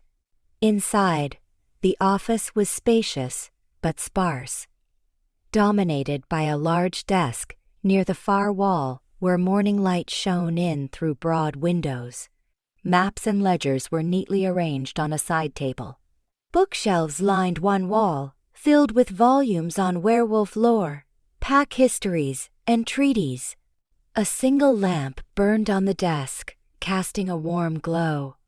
Rowan stood behind that desk, broad shoulders tensed beneath a simple tunic. His gaze lifted as she walked in, and she felt as though the air itself shivered. The months apart had carved subtle lines of strain around his eyes, but the force of his presence was undiminished. A sharp pang went through her chest at the sight of him. She had imagined this moment so many times, none of those imaginings prepared her for the reality. "Celeste," he said, voice low. She could only manage a nod in return, swallowing against the dryness in her mouth. She realized she had no rehearsed speech to rely upon. There was only the truth and the roiling torrent of emotions that accompanied it. "I should go," Bram murmured, looking from Rowan to her. "Alpha, if you need anything." Rowan's gaze remained on Celeste. "Thank you, Bram. Wait outside." Bram dipped his head, stepping out. The door clicked softly behind him, leaving them alone in a silence so palpable that Celeste felt it pressing in on her ears. She inhaled unsteadily, her eyes lingering on Rowan's face. She remembered the warmth in his expression that used to reassure her. Now it was obscured by an amalgam of sorrow, concern, and a hardness forged by sleepless nights. She forced herself to speak, though her voice came out strained. "I came because I learned the truth about Redwood and about everything you were doing. I was wrong about you." The subtle tension in Rowan's posture intensified. He did not move from behind the desk, as though drawing a line he was not sure she was allowed to cross. "What exactly do you think you learned?" he asked, his tone neither hostile nor welcoming. The question seemed to hover between them, heavy with meaning. She swallowed hard. "I heard Redwood operatives discussing an illegal shipment and their plan to exploit Snow Peak's vulnerabilities. They mentioned your name, how you might be too distracted to respond quickly. They talked about an inside contact, someone who might be in league with them. And I realized your meeting that day, you were gathering information, not betraying me or Prow. My family." Her eyes stung with unshed tears, but she pressed on. "I'm sorry I didn't trust you." Rowan's gaze flickered, a conflict of emotions crossing his features. "It wasn't just me," he said quietly.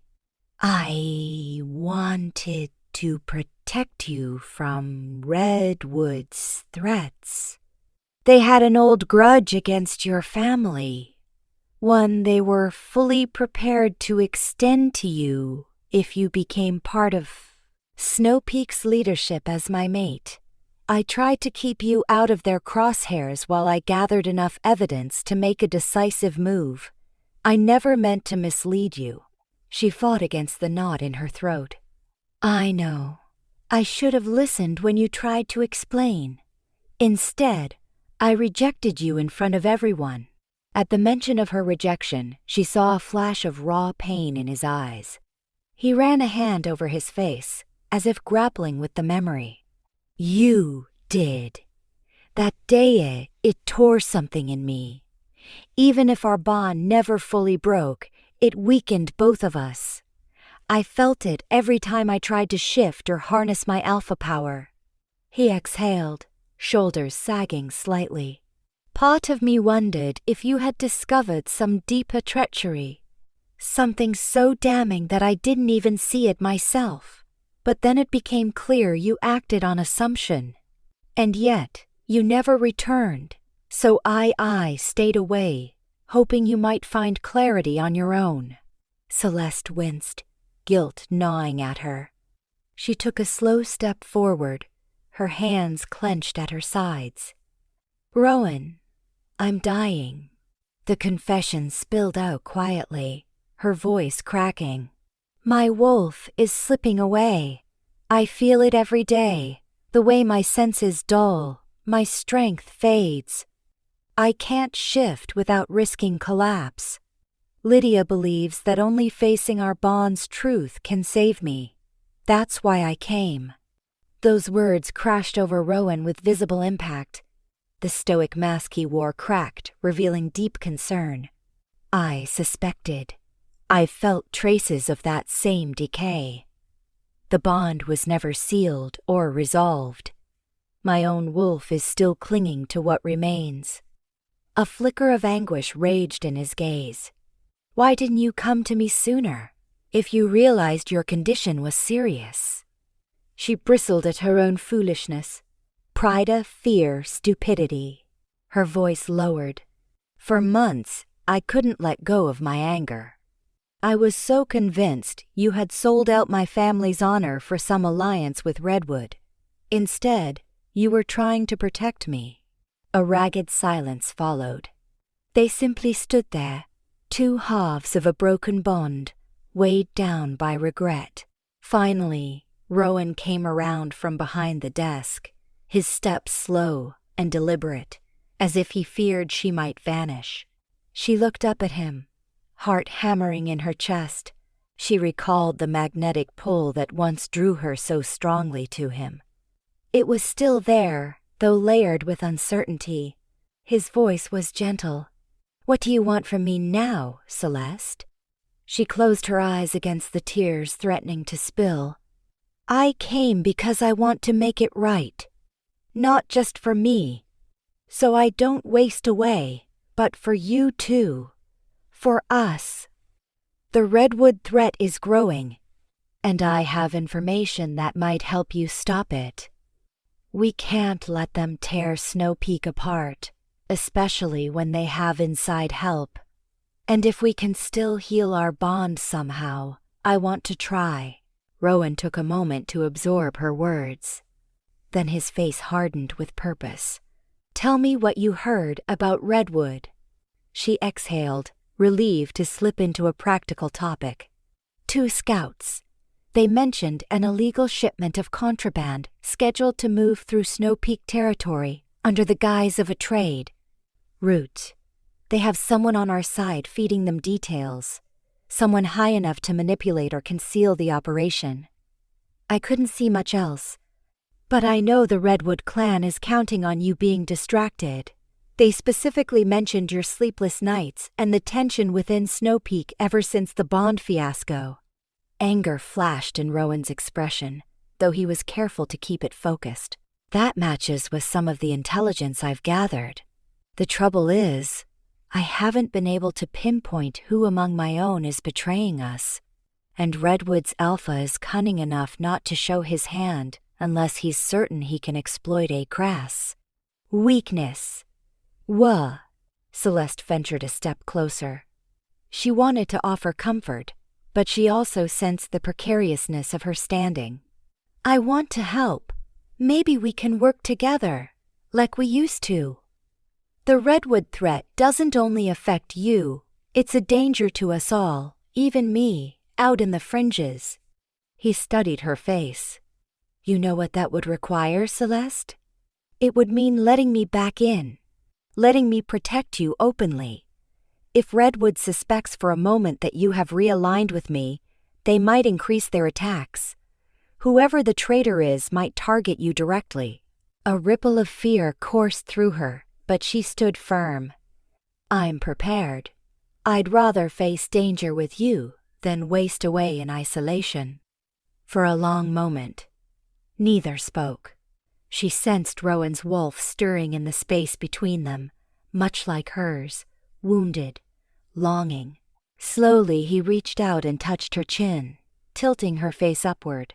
She thought he might speak words of comfort or anger, but he only took a measured breath, as though struggling to contain 100 conflicting emotions. I never wanted us to be at odds, he said at last, voice hushed. Despite everything, there's still something within me that pulls toward you. The mate bond it endures even the worst heartbreak. Her chest squeezed with the weight of relief and regret. Before she could reply, a brisk knock at the door shattered the fragile moment. Rowan stepped back, exhaling sharply. Yes? He called. Bram opened the door, expression taut. Alpha, I'm sorry to interrupt, but there's a matter that needs your immediate attention. A scouting party found signs of Redwood infiltration near the northern boundary. Also, some of your advisors have convened in the main hall. They want an update on Redwood. Why? Negotiations. Rowan's jaw tightened. Thank you, Bram. I'll be out shortly. He turned back to Celeste, an apology in his gaze. It's all right, she said quickly, despite the pang of disappointment. We should get to work. He nodded. Stay close. If Redwood is indeed making a move, your safety is at risk. His voice gentled. And Celeste, we will finish this conversation. She offered a faint smile, a flicker of hope threading through her tension. Yes, we will. With that, he guided her out of the office, Bram falling in step behind them. Their footsteps resonated in the corridor, drawing the attention of various onlookers who stood aside, watching the alpha move past with the mate who had once declared rejection. Celeste did her best to keep her posture confident, though an undercurrent of unease coiled in her stomach. She would have to earn back their trust, if that was even possible. The communal hall was a broad space where the pack gathered for meetings, celebrations, and ceremonies. At the moment, about a dozen wolves congregated around a circular table in the center, deep in hushed conversation. They turned toward Rowan as he approached, their faces registering everything from relief to confusion upon seeing Celeste at his side. A tall woman with braided hair was the first to step forward. Alpha, we have urgent concerns from the northern boundary. Patrols spotted 3 unfamiliar wolves sniffing around. We suspect Redwood infiltration. Rowan nodded. Then we must reinforce the border, double the patrols, and set up rotating shifts so the watch is never unmanned.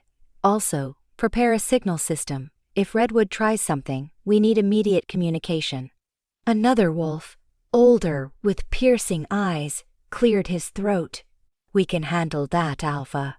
But would you care to explain why she is here? His gaze flicked to Celeste with open suspicion. We have not forgotten the damage caused by her rejection. A tense hush fell. Celeste braced herself, ready for Rowan to distance himself from her once more.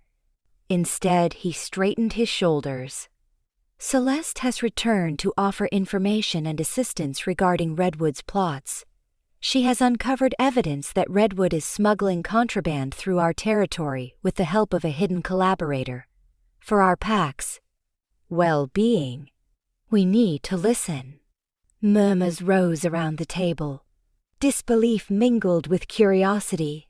Celeste felt her pulse race, but she willed herself to stand firm. She recounted what she had overheard in Redwood territory, keeping her voice calm and measured. She explained the significance of the contraband and Redwood's intention to undermine Snow Peak while the pack reeled from internal discord. The group grew tense, exchanging uneasy looks. One of the advisors, a thick-set male with a scar across his forearm, folded his arms. "Do you have any proof of this contraband, or the Redwood infiltration beyond words?" Celeste suppressed a pang of defensiveness. "I tried to see their map up close, but I risked detection. My presence there was already dangerous, given my poor health. The important thing is that Redwood aims to use a timed shipment to exploit Snow Peak's vulnerabilities.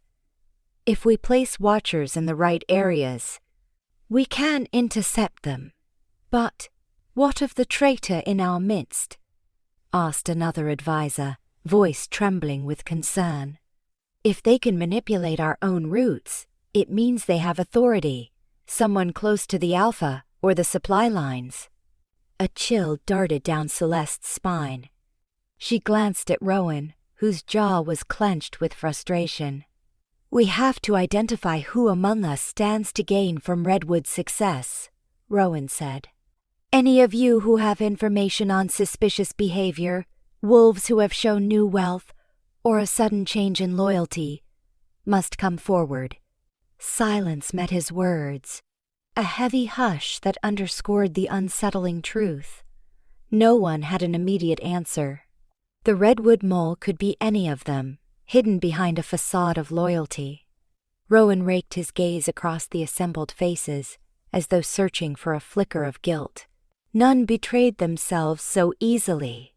"If Redwood is moving contraband soon," Celeste said, "we might catch them in the act. They'll be forced to rely on their collaborators' instructions. That might flush out whoever is responsible. We have to be strategic, though." Rowan nodded in agreement. "We will be. Begin by deploying small teams to the potential routes Redwood might use. Do not make a show of it. Keep the teams discreet and well spread, and ensure they communicate using short-range signals. If Redwood has eyes here, they might warn the smugglers before we can catch them." The advisors set to discussing details, albeit with tension still simmering in the air. Celeste noticed the wary glances tossed her way. She could not blame them. After all, she was the mate who had undercut their Alpha's authority in a single, dramatic act.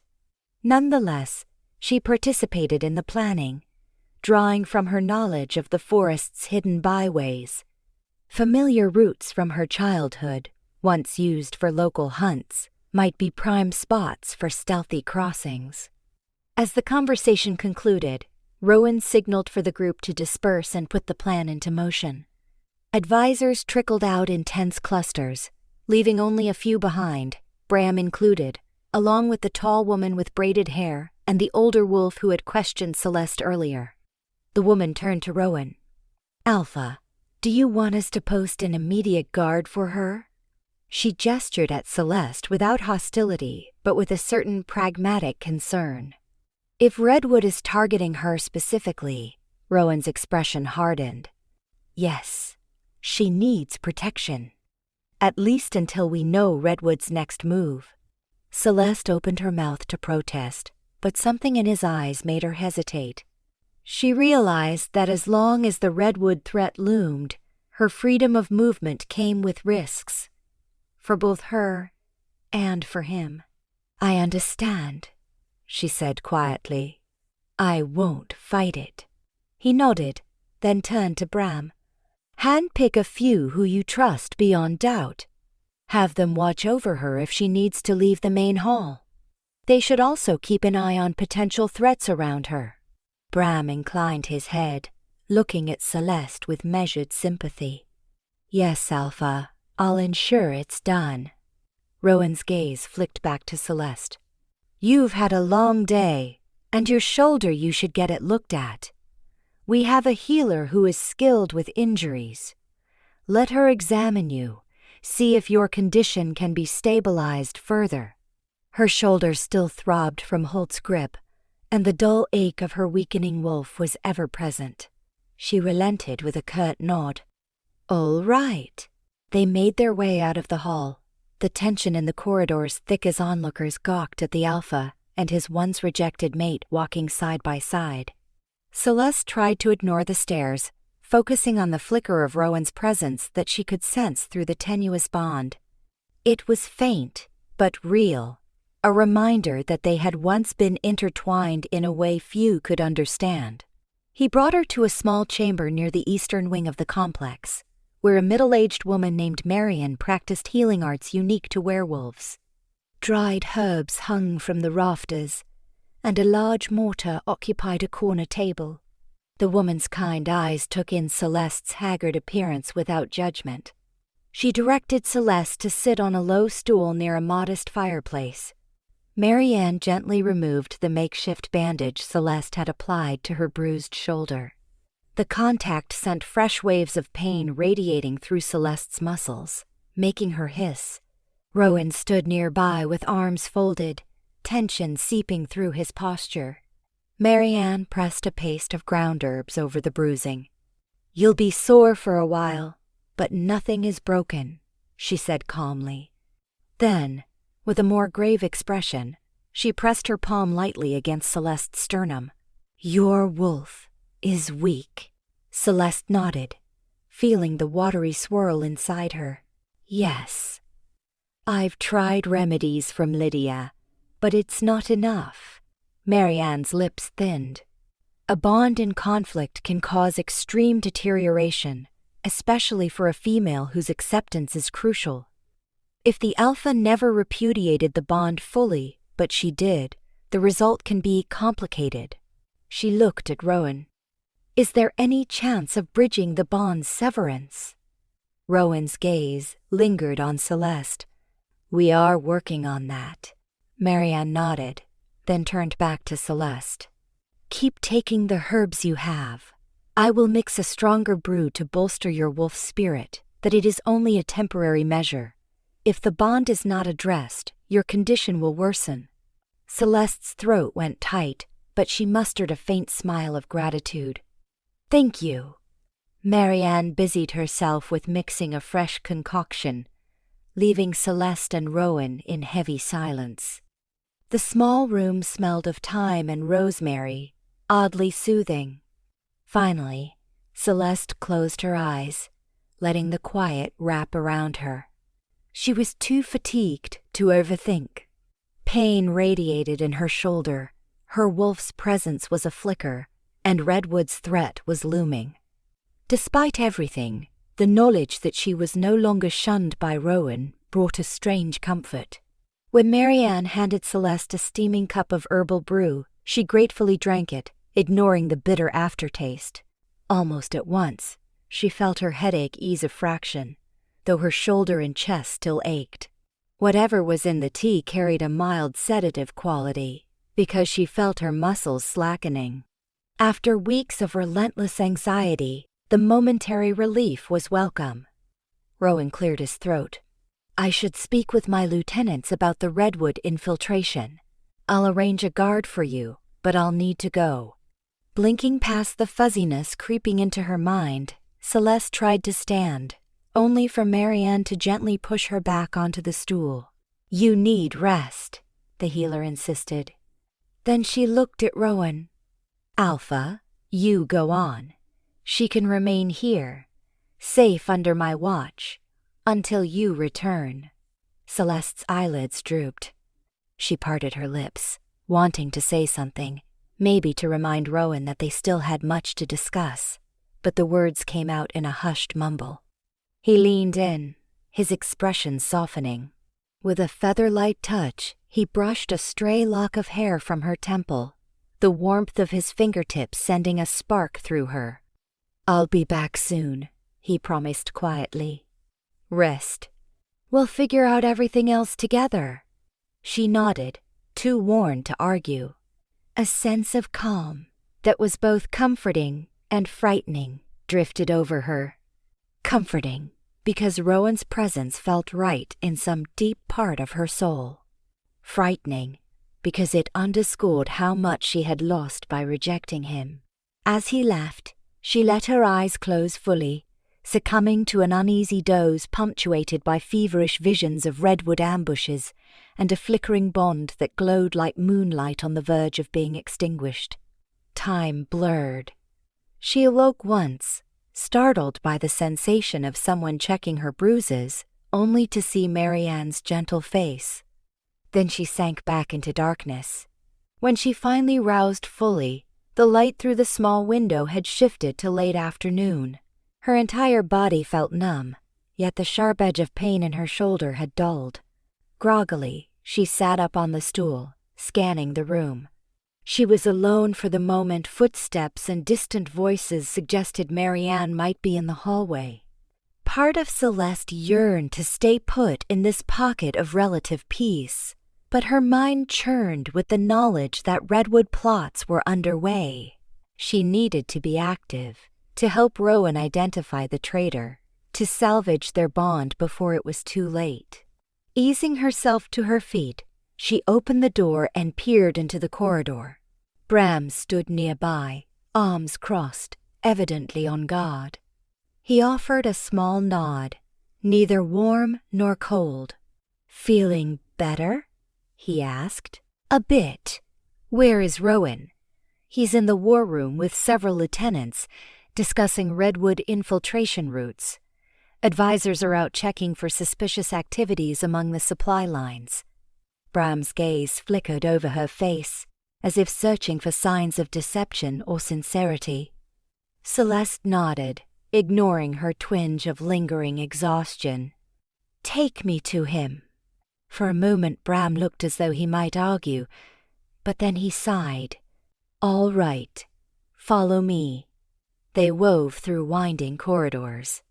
A few onlookers paused, curiosity burning in their eyes. She felt self-conscious but kept her posture firm. The war room was a smaller space near the central hall, intended for strategic planning. Bram knocked before opening the door, and the murmur of voices died down as Celeste stepped inside.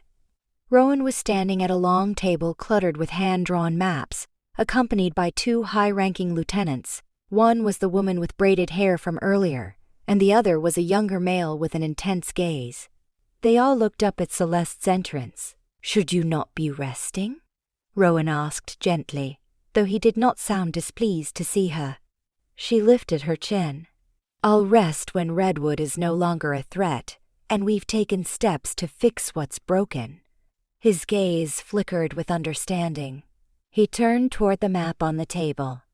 "We've identified 3 potential routes Redwood might use for their smuggling operation. These paths avoid our main outposts and are secluded enough to minimize detection. Our plan is to station hidden lookout teams here and here." He pointed at 2 spots on the map. "But there is a third route that is rarely used. If Redwood chooses that one, it might circumvent our watchers entirely." Celeste leaned over the table, wincing at a slight pull in her shoulder.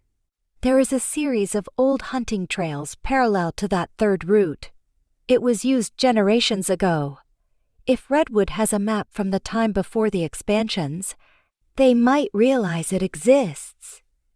A small team could hide along it and ambush them if they try to sneak by." The younger lieutenant frowned. "We do not have enough wolves to cover all 3 routes thoroughly, not to mention we have to maintain our usual patrols for border defense.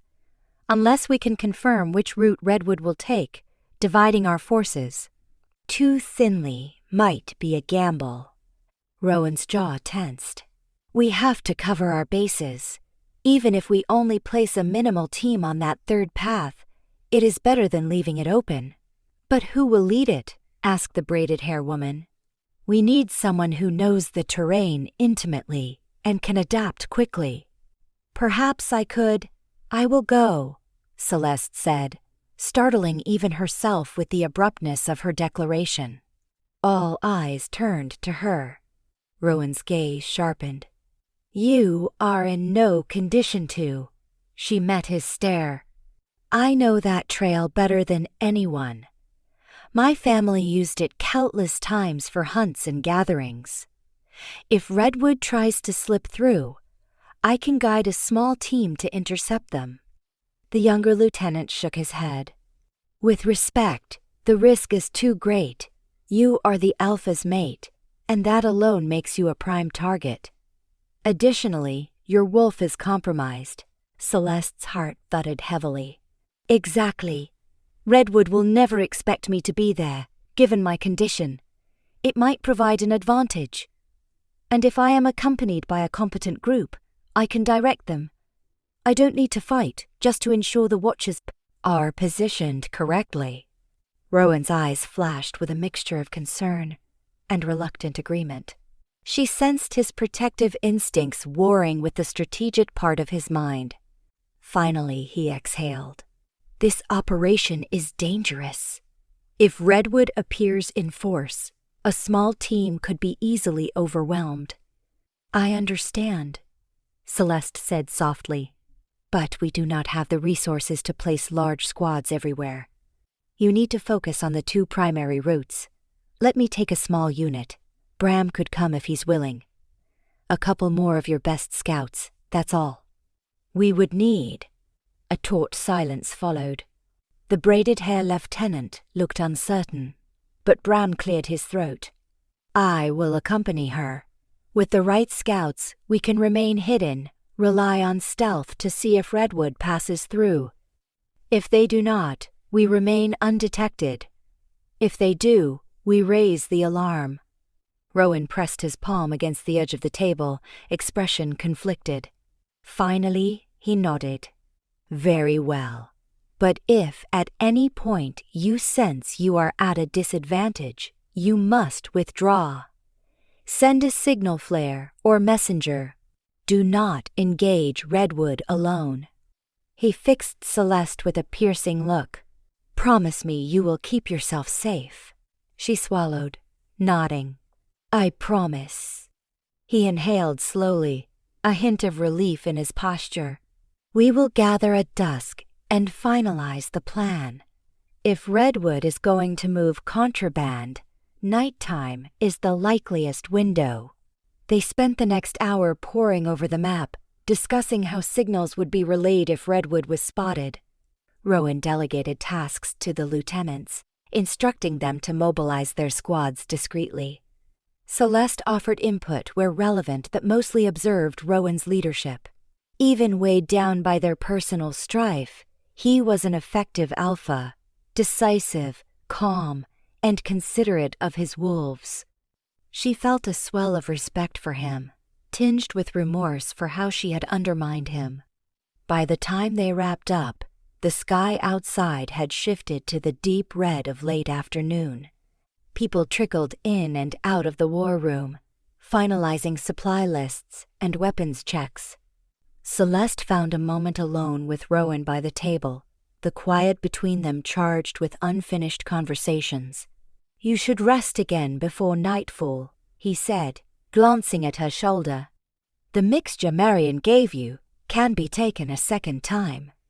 It might help you keep your strength. She nodded, exhaustion creeping back into her limbs now that the initial burst of adrenaline had worn off. Yes, I'll do that. Then she hesitated, adding softly, Thank you for not shutting me out of this. A faint smile curved his mouth. If we have any chance of healing, it should be side by side, not with you in exile. Just don't push yourself too far. Celeste swallowed the lump in her throat. I'll try to be careful. As the war room cleared out, he placed a gentle hand on her uninjured arm. Warmth flared at his touch, and for a moment, the bond seemed to pulse. Her wolf, though faint, stirred in response, as if yearning to reconnect. The moment was brief, but it gave her the slightest hope that all was not lost. Bram offered to escort her back to the healer's chamber so she could rest until dusk. She followed him through the corridors, ignoring curious stares. Her mind buzzed with the plan forming for the nighttime watch, and she could not banish the tremor of uncertainty. Redwood might not show tonight, or perhaps they would appear in greater force than expected. The threat of a traitor within Snow Peak still lingered, meaning any move they made could be leaked. Once in the healer's room, Celeste found Marion tidying supplies. The older woman ushered her onto a narrow cot, then handed her another cup of the herbal mixture. She drank it down in silence, then laid back, focusing on the wooden beams overhead until her eyelids drooped.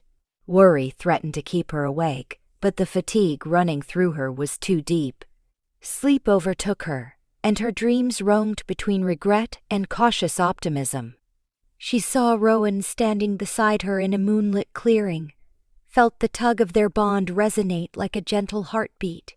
She also glimpsed shadowy figures that snapped at the edges of her consciousness, redwood wolves circling, waiting to strike. She woke abruptly, uncertain how much time had passed. The light had dimmed significantly, the window now tinted with the dark hues of evening. Marianne was gone, and soft voices emanated from the corridor. Celeste sat up, her shoulders stiff but not unbearably painful.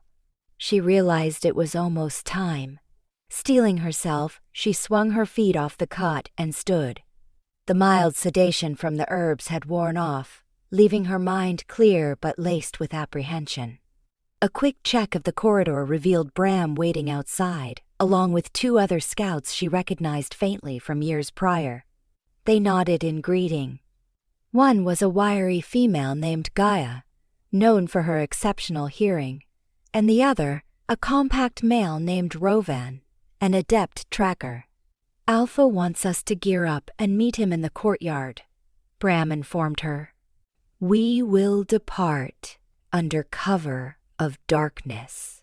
Celeste suppressed the urge to question whether Rowan would join them. Likely, he would oversee one of the primary routes. She needed to focus on her assigned portion of the mission. "I'm ready," she said, though her heart fluttered with nerves. They navigated the corridors toward the main courtyard, where the pack often gathered for ceremonies. Tonight, it was a subdued hub of activity. Small groups of wolves huddled near supply racks, fitting themselves with light armor or checking weapons. Torches cast flickering light, reflecting off the tension in everyone's eyes. Celeste felt an uncanny sense of déjà vu. She had once stood here with Rowan by her side, marveling at how the entire pack operated in synchronized harmony. Now, she walked in the margins, an outsider seeking redemption. Rowan emerged from the far side of the courtyard, flanked by the tall woman with braided hair. Their hushed conversation ended when he spotted Celeste. He drew closer, giving quick instructions to a nearby lieutenant before stopping in front of her. His gaze swept over the small group: Celeste, Bram, Gaia, and Rowan. "You have the signal flares?" he asked, voice calm but intense. Bram held up 2 slim tubes strapped to his belt. "Yes, Alpha." Rowan nodded, then turned to Celeste. "We will station watchers on the other 2 routes. If Redwood does indeed take the one you suspect, remain hidden until you can be certain of their numbers. If you are outmatched, do not engage. Release a flare, and my team will converge as soon as possible." She swallowed, nodding. "Understood." Without warning, he reached for her hand, pressing a smooth piece of carved wood into her palm. She recognized it as a small talisman, inscribed with protective runes. Such tokens were sometimes used by the pack for blessings or wards. His gaze was steady, though she sensed he was struggling to maintain composure. "May it bring you luck," he said softly. "And remember, you don't have to prove anything tonight. Keep yourself safe above all else." Warmth spread through her, so fierce it was nearly painful. She closed her fingers around the talisman, tears threatening to form. "Thank you," she whispered, her voice almost lost in the courtyard's bustle. He offered a curt nod to the group. "Then go. We have little time." Bram and the others shouldered small packs, then motioned for Celeste to follow. She cast one last glance at Rowan before they headed out, his form illuminated by torchlight. Their eyes met in a silent exchange, regret, hope, and mutual resolve. Then she tore her gaze away, falling in line behind the scouts. They slipped out of the courtyard and wove through the settlement's outer edges, careful not to draw attention. Celeste noted that the night sky was clear, stars visible above the swaying silhouettes of pines. It would be dark enough for concealment, but bright enough to navigate if one's wolf senses were keen. Hers were dulled, but she could still see fairly well in low light. Soon, they exited the settlement and traveled north, away from the main roads. The forest swallowed them, branches whispering overhead. Celeste led them along a narrow path she recalled from memory, one that cut diagonally toward an older hunting trail. Under normal circumstances, she would have savored the familiar scents of resinous pine and damp earth. Now, her mind was locked on the possibility of an ambush. Every step seemed to echo with Redwood's potential threat. Bram took the lead in scanning for tracks. Gaia and Rowan lingered behind, ensuring their rear was secure. Celeste moved in the middle, guided by her recollections of the terrain. Periodically, she lifted the small talisman Rowan had given her, letting it rest against her collarbone. It was a silent reminder that while she was not fully forgiven, she was not abandoned. They walked for nearly an hour, the forest growing thicker with each step. Moonlight spilled between the branches, painting shifting patterns on the undergrowth. Finally, they reached the spot where Celeste remembered the old hunting trail intersecting with the main route Redwood might use. The trail was overgrown, nearly invisible to an untrained eye, but once she parted the ferns, a faint pathway emerged. "We should set up a lookout here," she whispered, pointing to a small rise in the terrain that overlooked the trail. "There is a rocky outcrop that gives cover. From there, we can watch the path without being seen." Bram nodded. "Lead on." Quietly, they ascended the small rise, which was covered in brambles and sparse pines.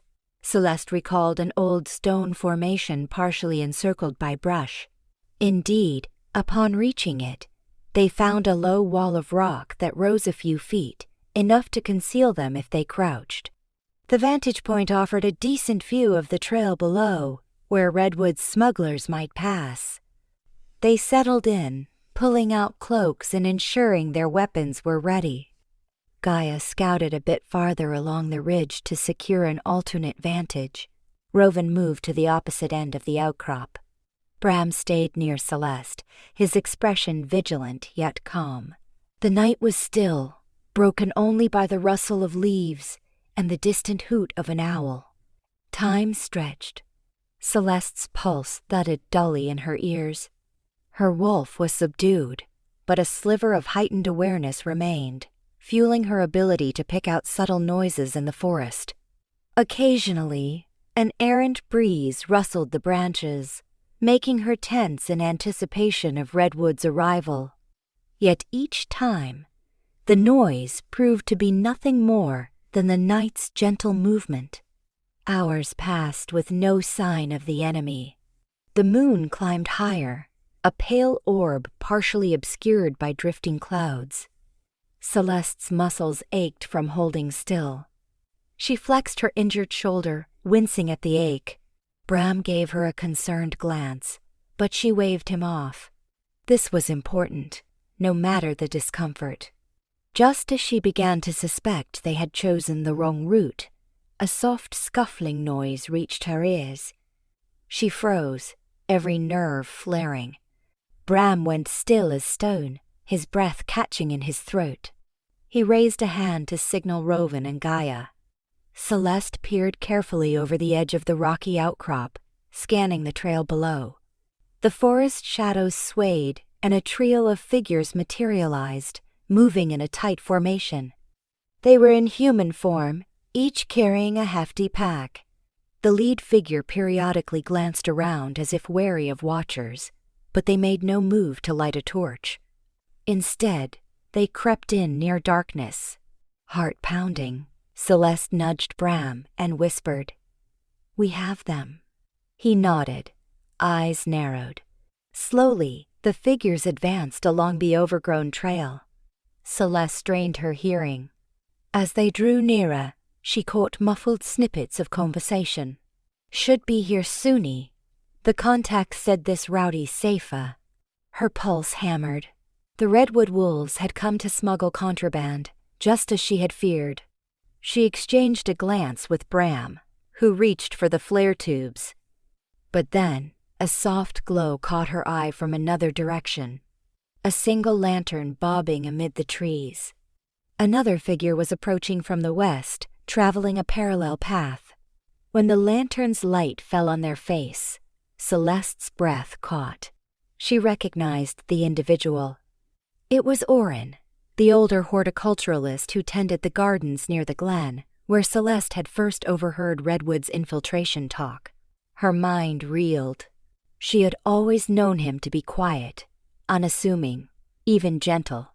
Now, he was trudging toward the Redwood smugglers, holding his lantern at chest height. A swirl of shock and betrayal erupted in Celeste's gut. So Oren was the traitor? The man who had once taught her to distinguish healing herbs from weeds was facilitating Redwood's incursion. She struggled to keep her emotions in check as she watched him raise a hand in greeting to the trio. "This route is clear," Oren whispered, his voice carrying in the hush. "Proceed quickly. We have only a short window before the next patrol cycle." He lifted the lantern higher, revealing more of the Redwood wolf's features. One had a scar across his cheek. Celeste recognized him from her overhearing near Redwood territory. Rowan and Gaia, crouched at opposite ends of the outcrop, shared alarmed glances. Bram leaned in close to Celeste, anger taut in every line of his body.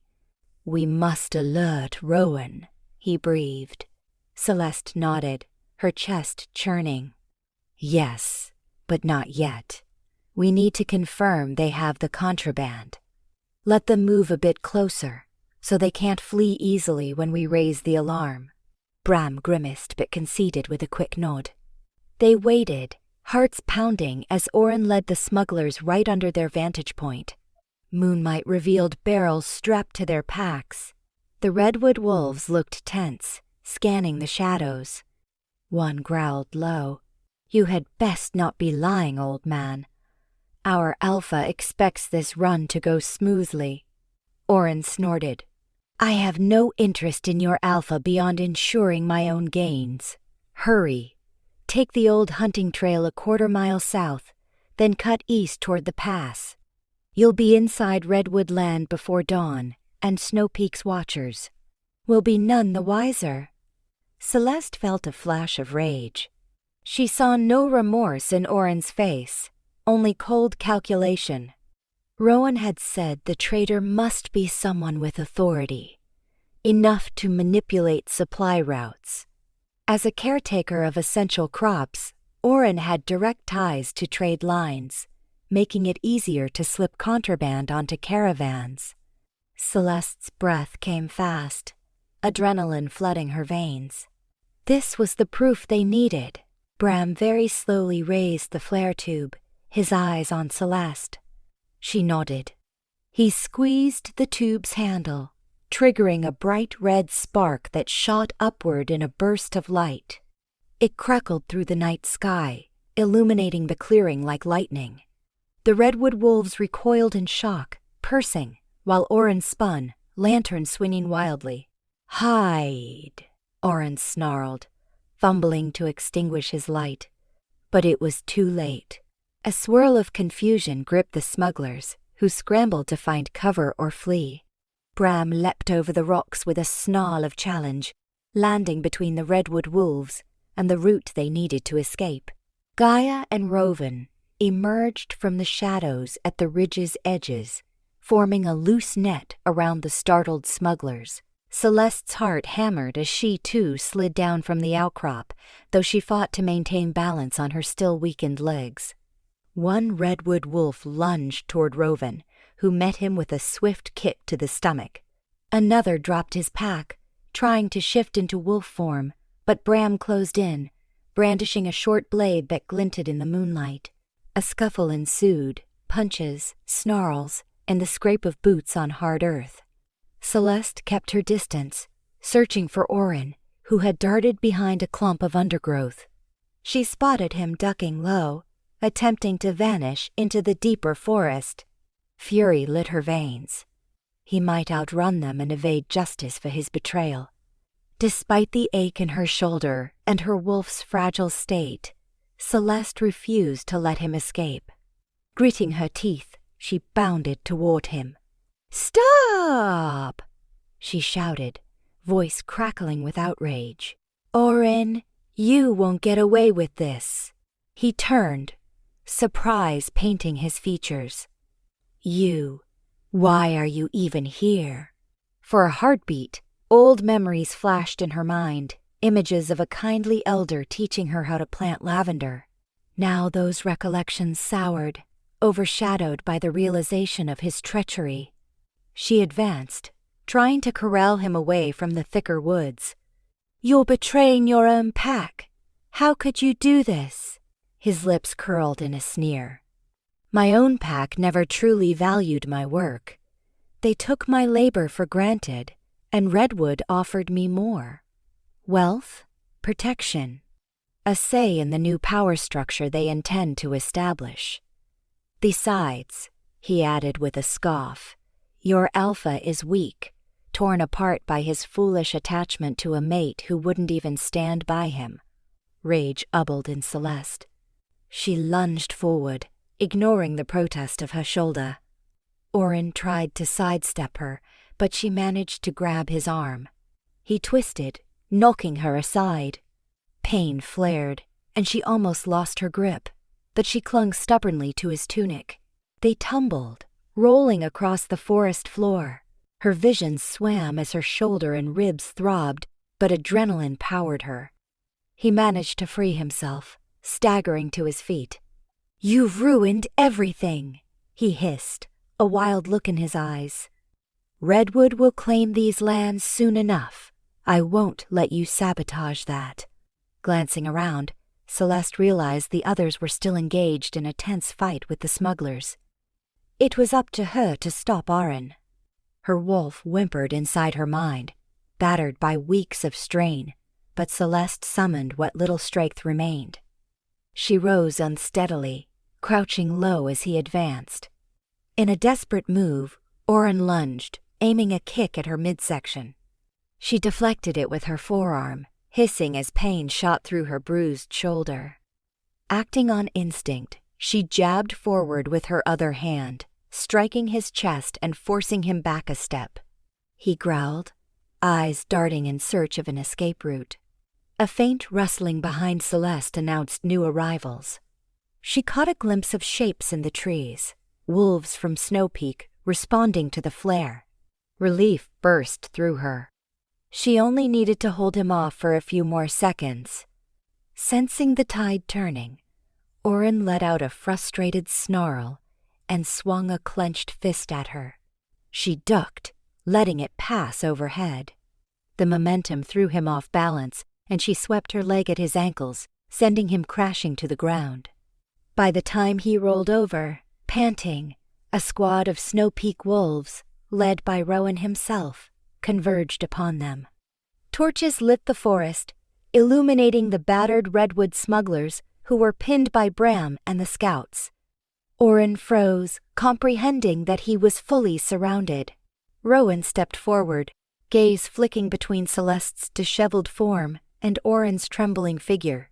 Fury darkened the Alpha's features. "Oren, Rowan's voice resonated with quiet menace. "How long have you aided Redwood?" Oren spat in the dirt, refusing to answer. Two of Rowan's guards seized him, pinning his arms behind his back. "Search his bags," Rowan ordered one of them. "Seize the contraband. We will bring these traitors back to Snow Peak for questioning." Celeste let out a shaky breath, stepping back as the guards took over. Adrenaline ebbed, leaving her limbs quivering. The Redwood smugglers were similarly subdued, their contraband laid in packs strewn on the ground. A sense of grim victory settled over the clearing. Rowan's eyes sought Celeste's, concern evident. He reached for her, gently touching her shoulder. "Are you hurt?" She shook her head, though she winced when he pressed too close to the bruised area. "I'm all right, just sore. He nearly got away." A trace of relief flickered in Rowan's expression. "You did well." He glanced around, ensuring the area was secured. Satisfied, he motioned for the group to return to the settlement with their captives. "We need answers. Redwood's involvement in contraband smuggling it ends tonight." Bram, Gaia, and Rowan exchanged nods, collecting the smugglers and confiscating their packs. Oren hung his head, refusing to meet anyone's gaze as the guards roughly escorted him along the forest path. Celeste took a moment to steady her breathing, then fell in step with Rowan at the rear of the group.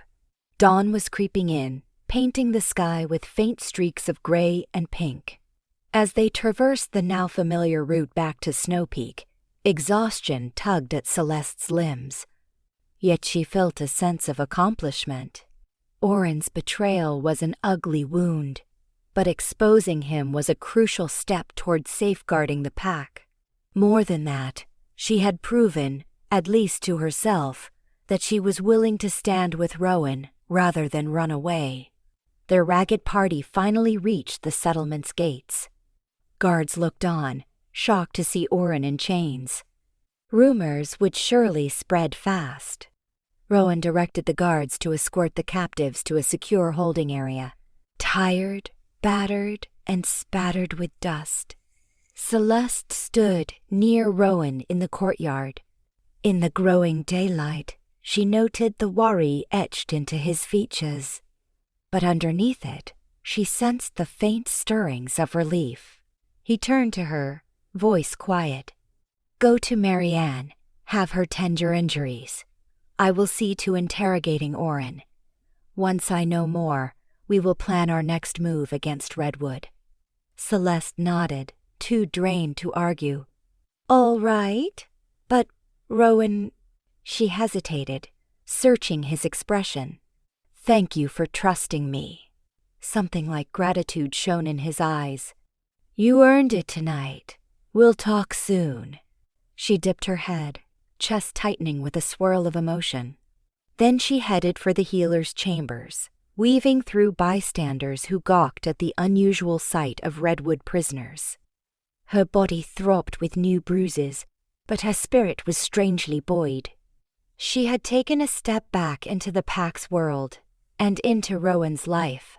Still, the final knot in her chest had not fully loosened. The bond between them was battered, and Redwood, though wounded by the night's failure, was far from vanquished. As she pushed open Marianne's door, she knew more trials lay ahead, both for her survival and for Snow Peak's future.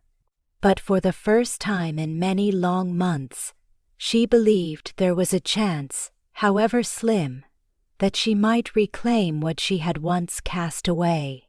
The dusty sunlight filtered through small windows in the main hall, reflecting the heavy mood that had settled over Snow Peak after the night's events. Dawn's glow gave the wooden walls a muted warmth, but it did little to dispel the brewing tension. Word of Oren's betrayal and the Redwood smugglers' capture had spread throughout the settlement like wildfire, igniting curiosity, outrage, and a renewed sense of wariness.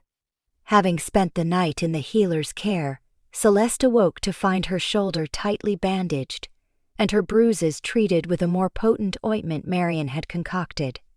Her entire body felt leaden from lack of proper rest, yet her mind was oddly clear. She thanked Marianne with genuine appreciation, then made her way into the corridor. Almost immediately, she was greeted by hushed whispers from passing wolves. Some offered her guarded nods, while others still cast suspicious glances. The moment she stepped outside, a crisp morning breeze greeted her. The courtyard was abuzz with conversation. Several pack members readied themselves for daily tasks, but the usual routines were overshadowed by anxious speculation. She spotted a few who appeared uneasy at her presence, likely recalling the public rejection months ago. But in their eyes, she also discerned a flicker of curiosity, perhaps even guarded respect, given her role in thwarting Redwood's operation. She inhaled deeply, steeling her nerves, then headed toward the communal hall where Rowan and his advisors had convened. Upon entering, she saw the broad circular table once again populated by key figures in Snow Peak's leadership. Most looked weary from a sleepless night, exchanging information and theories about Redwood's next moves. Rowan stood at the far side, leaning over the table with Bram and the braided-hair lieutenant. He glanced up at Celeste's arrival, and though his expression remained serious, a subtle softening touched his features. He beckoned her over. "We've been interrogating Oren and the Redwood wolves. Their stories align on one point. Redwood intended to smuggle contraband in multiple shipments, hoping to destabilize us from within. Oren had been funneling them information on patrol schedules and trade routes for at least half a year." Celeste's stomach twisted. Half a year? That meant Oren had begun aiding Redwood around the time of her rejection. She thought back to the day she had overheard Lydia's suspicions about Redwood infiltration and felt a fresh pang of guilt that she had been too wrapped up in her own anger to notice any signs. Did he say why? Rowan's eyes hardened. "We suspect Redwood paid him. He claims the pack undervalued his contributions, his knowledge of supply chains, horticulture, and resource distribution. For Redwood, that knowledge was a gold mine." Bram nodded. Oren mentioned that Redwood promised him a position of power if they took control of Snow Peak. He believed we were too distracted by personal conflicts to maintain a strong defense. The braided-hair lieutenant grimaced. He was not entirely wrong. Our internal discord gave Redwood openings. Still, it infuriates me that someone we trusted sold us out. Celeste lowered her gaze. "I should have never let my suspicion toward Rowan fester. If I had discovered the truth sooner." She trailed off, recognizing that blaming herself was futile, yet unable to ignore her part in weakening the pack's unity. Rowan's voice softened fractionally. "We can't undo the past. Right now, our focus should be on Redwood. Oren's confession indicates the smuggling operation was only the start. Redwood's Alpha wants to force a confrontation, counting on our C. Instability." Bram tapped a map pinned to the table. "We need to show Redwood, and our own pack, that we are not as vulnerable as they think. Last night's victory was significant, but Redwood could retaliate." The braided-hair lieutenant nodded. "The pack is stirred. Many want immediate action. Some even suggest a direct strike on Redwood's borders.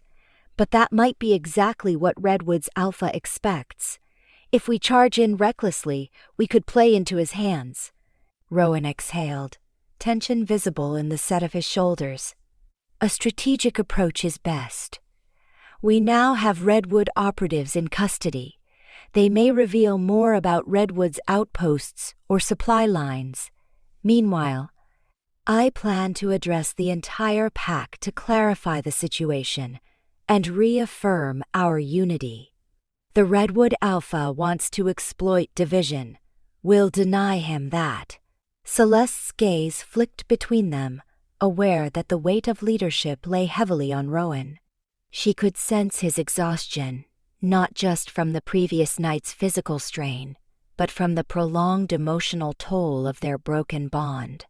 She offered quietly, "If there's any way I can help in that, if my acceptance of you, of the bond, could quell doubts, I'm willing." Her words lingered in the charged air. Rowan studied her, something unreadable in his eyes. "I appreciate that, but we should speak in private before we announce anything public. There are unresolved matters between us." Celeste nodded, her heart thudding. "Of course." He turned to Bram. "Gather the rest of the advisors.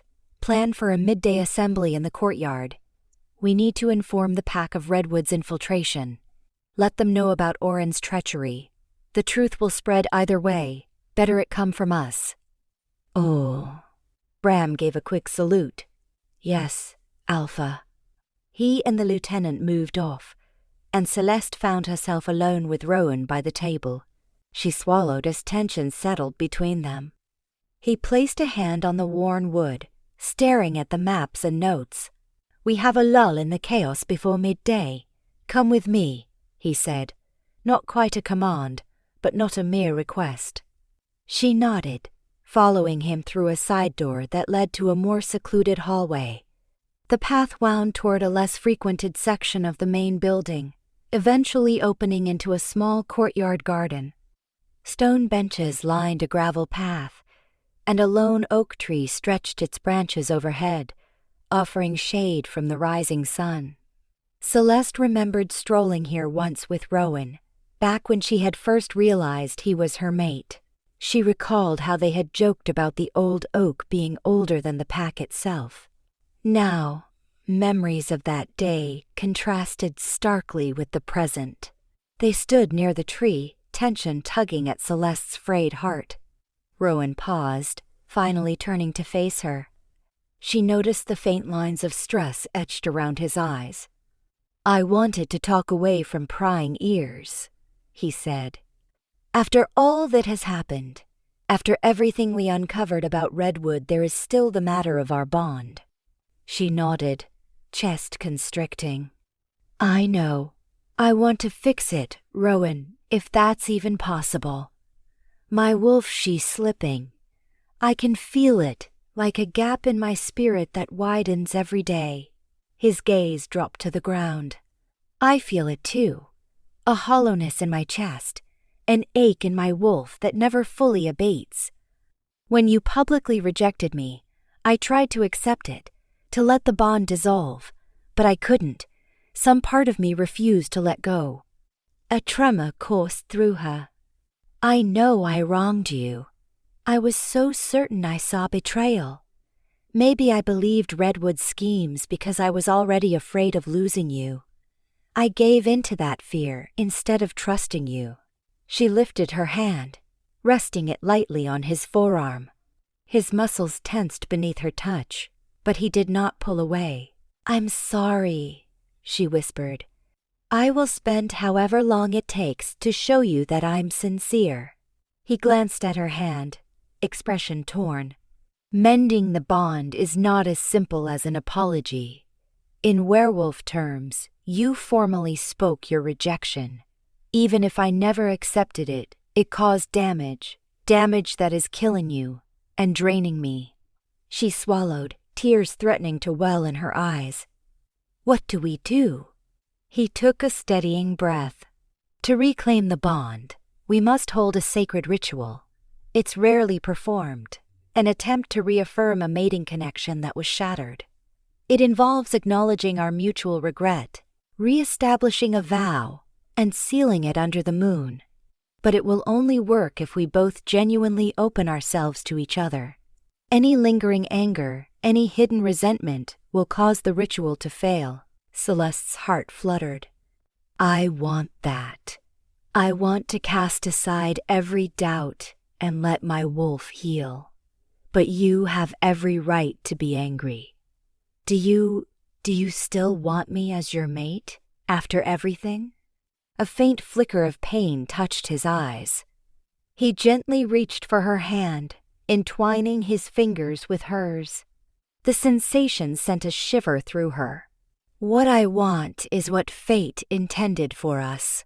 Even after the hurt, I cannot deny this bond. My wolf still yearns for yours. My human heart is wounded, but not closed. She closed her eyes, a tear slipping free. Then we try the ritual. Tell me what it entails. He released her hand and turned slightly away, as though gathering his thoughts. It is called the reclamation rite. Normally, it requires the presence of the pack's spiritual elder. But our elder passed years ago. Lydia might suffice.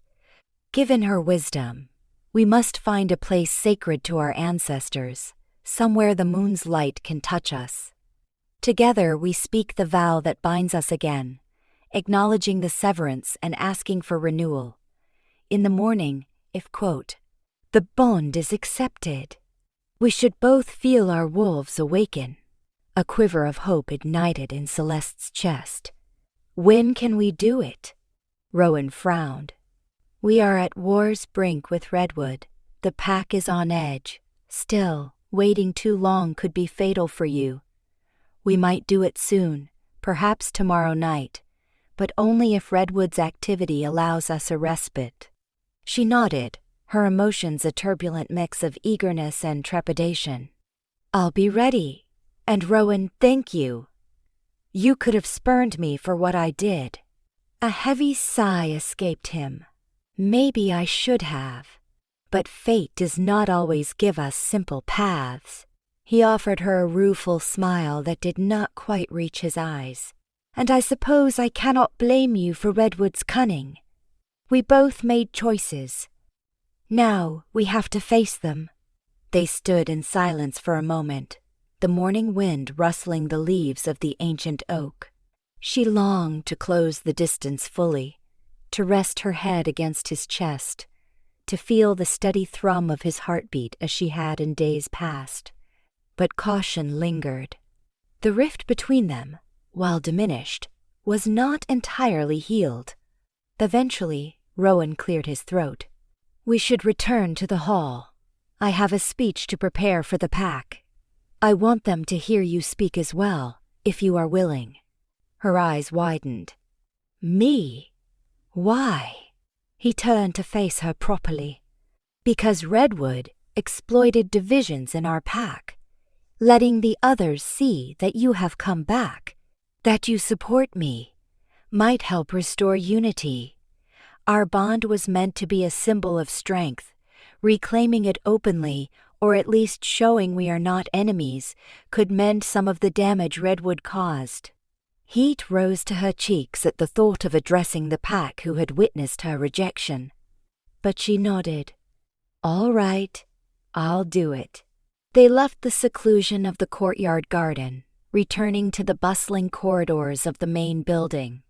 A faint sense of purpose filled Celeste, fueled by her conversation with Rowan and the knowledge that their bond might yet be salvaged. Still, a constant undercurrent of anxiety remained. Redwood was formidable, and the traitor Oren was only the tip of a deeper conspiracy. There was no guarantee Redwood would retreat simply because this one smuggling attempt had failed. As midday approached, Celeste joined Rowan outside on a raised platform in the central courtyard, where the pack typically gathered for important announcements. Word had spread of the speech, drawing a crowd of curious and apprehensive wolves in human form. The hush that settled as Rowan stepped forward spoke volumes about the tension gripping them. He surveyed the assembly with a steady gaze. "Snowpeak," he began, voice resonant. "We have faced many trials. Last night, we discovered a grave betrayal, one of our own, Oren. Aided Redwood in smuggling contraband across our land. But thanks to the efforts of a small team, we stopped that shipment and exposed his treachery. Oren has been taken into custody, and Redwood's prisoners are being interrogated. A ripple of murmurs spread among the crowd. Celeste could see the anger and disbelief on their faces. They had known Oren as a peaceful horticulturalist, a caretaker of the pack's gardens. To learn of his treason was a deep blow. Rowan continued, "I know many of you feel unsettled by the conflicts that have arisen in recent months, both external and internal. Redwood seeks to divide us. They exploit our weaknesses, and they hope to find Snow Peak lacking in unity. But they are mistaken." He paused, then glanced at Celeste. Her heart pounded at the silent prompt. She took a step forward, trying to quell her nerves. The memory of her public rejection loomed like a specter. Yet she forced herself to speak, voice resonating through the courtyard. "I stand before you as someone who made a grave mistake," she began. "I allowed doubt and fear to separate me from our alpha, from my place in this pack.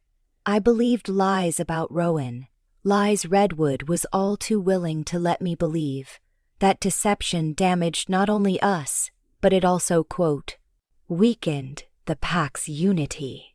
She swallowed, pushing back the tremors in her voice.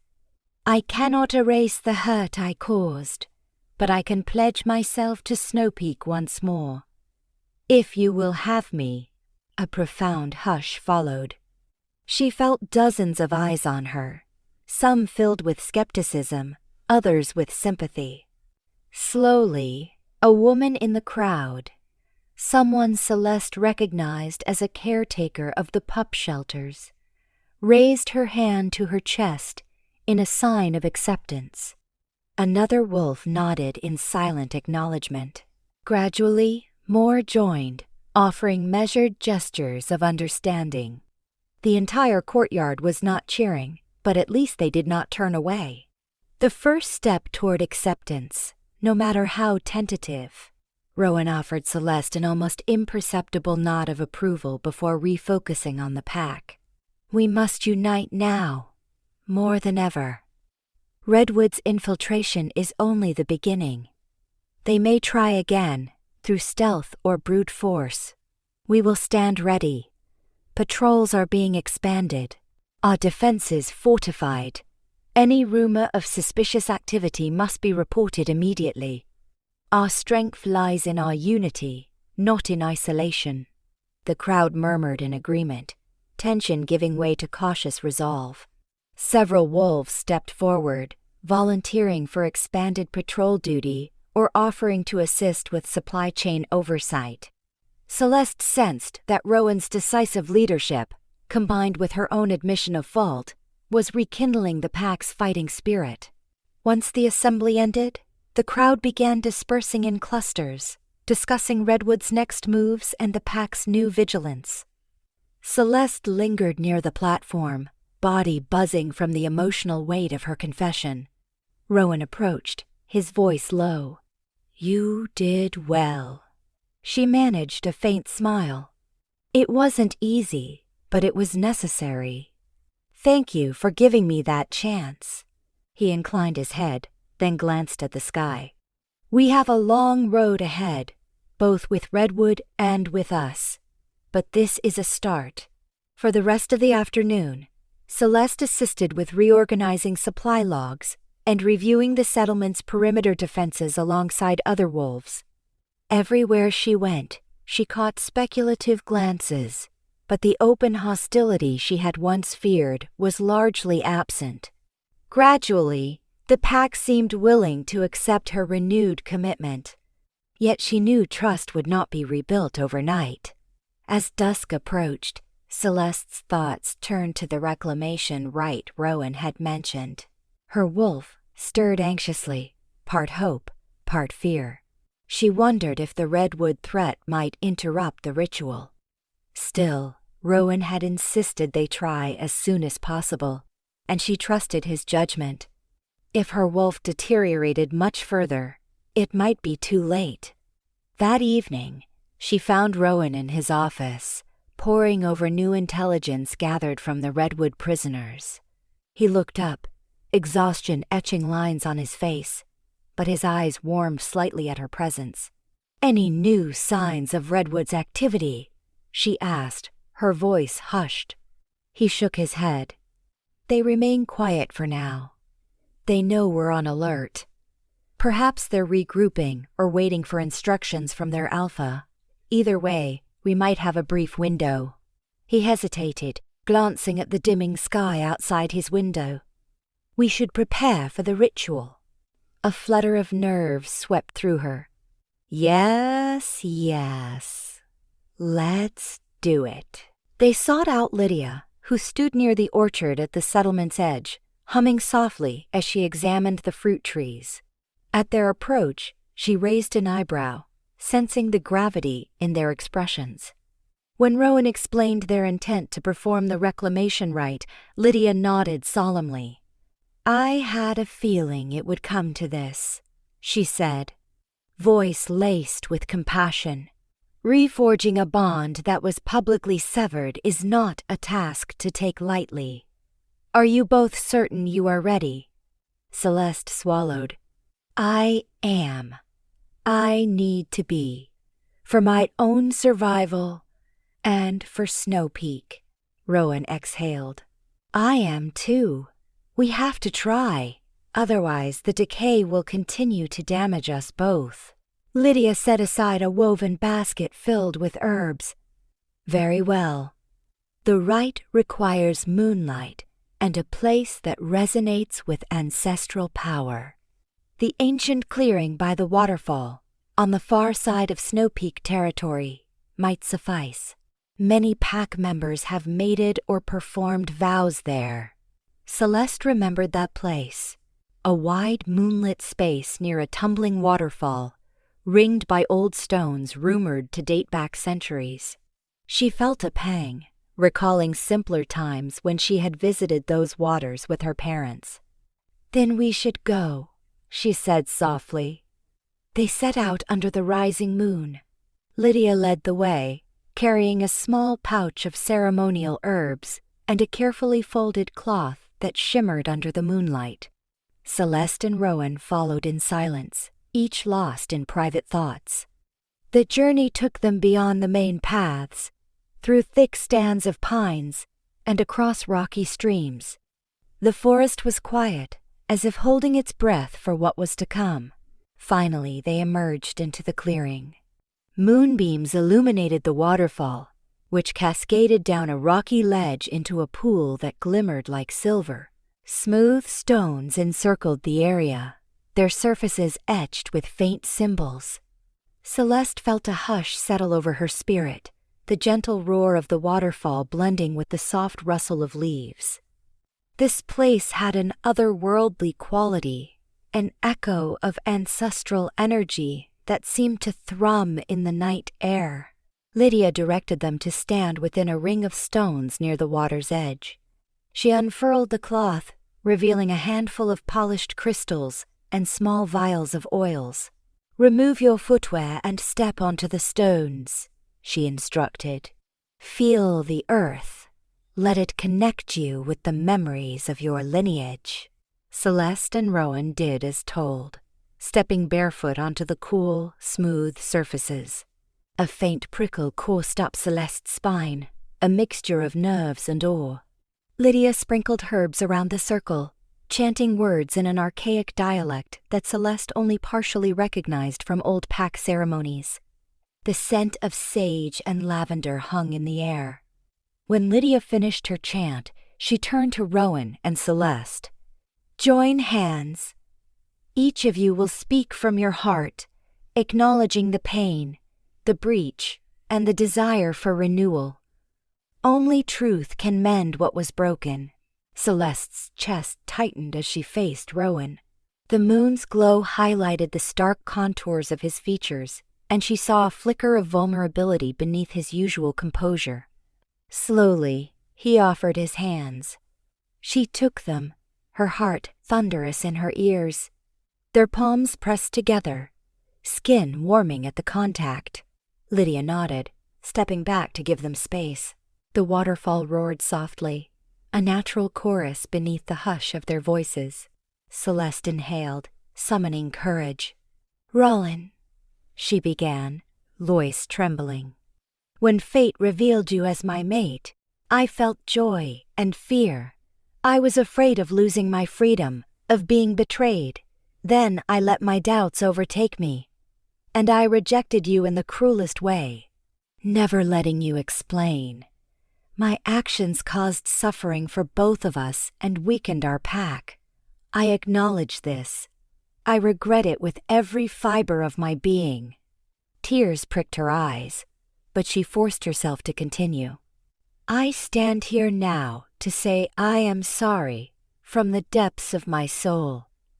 I ask forgiveness, not as a right, but as a plea from one who has seen the error of her ways. I vow to trust you, to face my fears with honesty, and to defend our bond if it is granted new life." Rowan's grip on her hands tightened. His voice was husky when he replied, "Celeste, when I first sensed our bond, I welcomed it.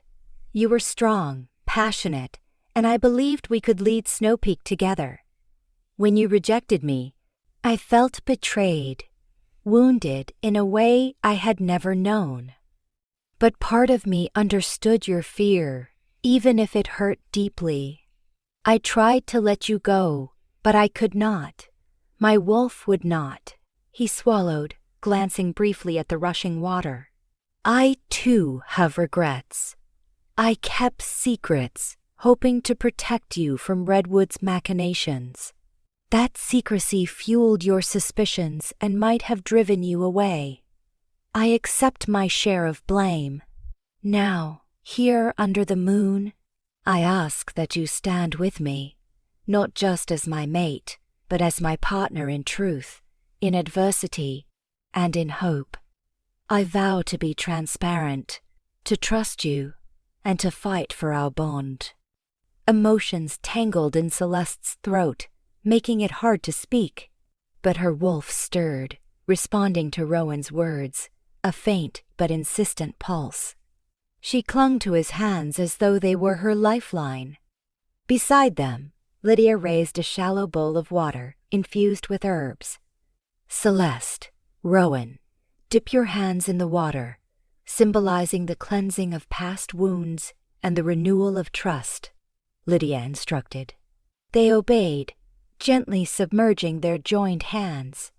The water was cold, sending a jolt through Celeste's senses. She felt Rowan's hands trembling slightly against hers. When they withdrew, Lydia dipped a fingertip into a vial of fragrant oil and traced a small symbol over the back of each of their hands. "By the power of Snow Peak's ancestors, by the unity of your souls, let this bond be restored. Let the moon bear witness." A hush fell. Celeste felt her heart pounding as if it might burst. She gazed at Rowan, whose eyes reflected both fear and longing. For a moment, it seemed the entire clearing held its breath, the waterfall's roar softening to a distant hush. Then, slowly, a warmth kindled in her chest. It was subtle at first, like a faint ember, but it grew, spreading through her veins with each beat of her heart. She gasped, eyes widening.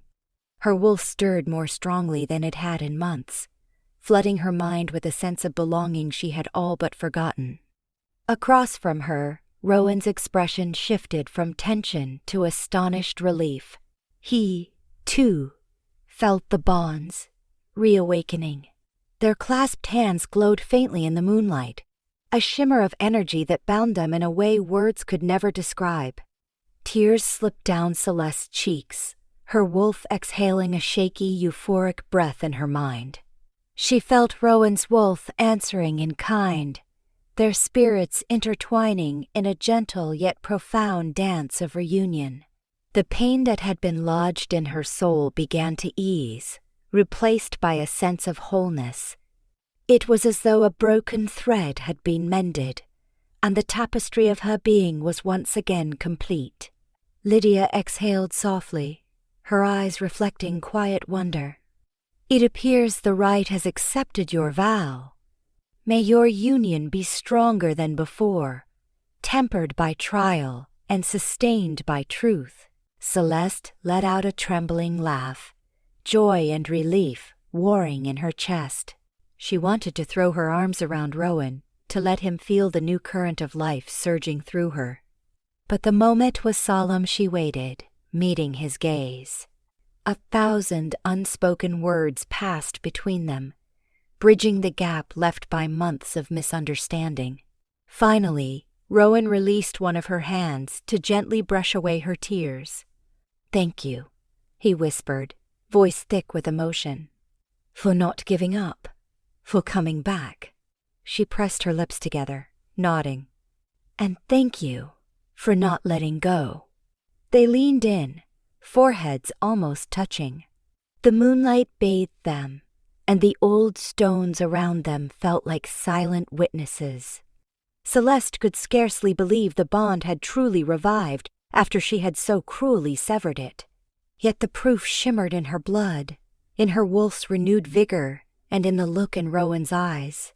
Lydia stepped forward, placing a warm hand on each of their shoulders. "The rite is complete. Return to the pack.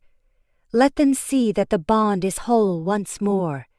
And keep watch for Redwood's next move.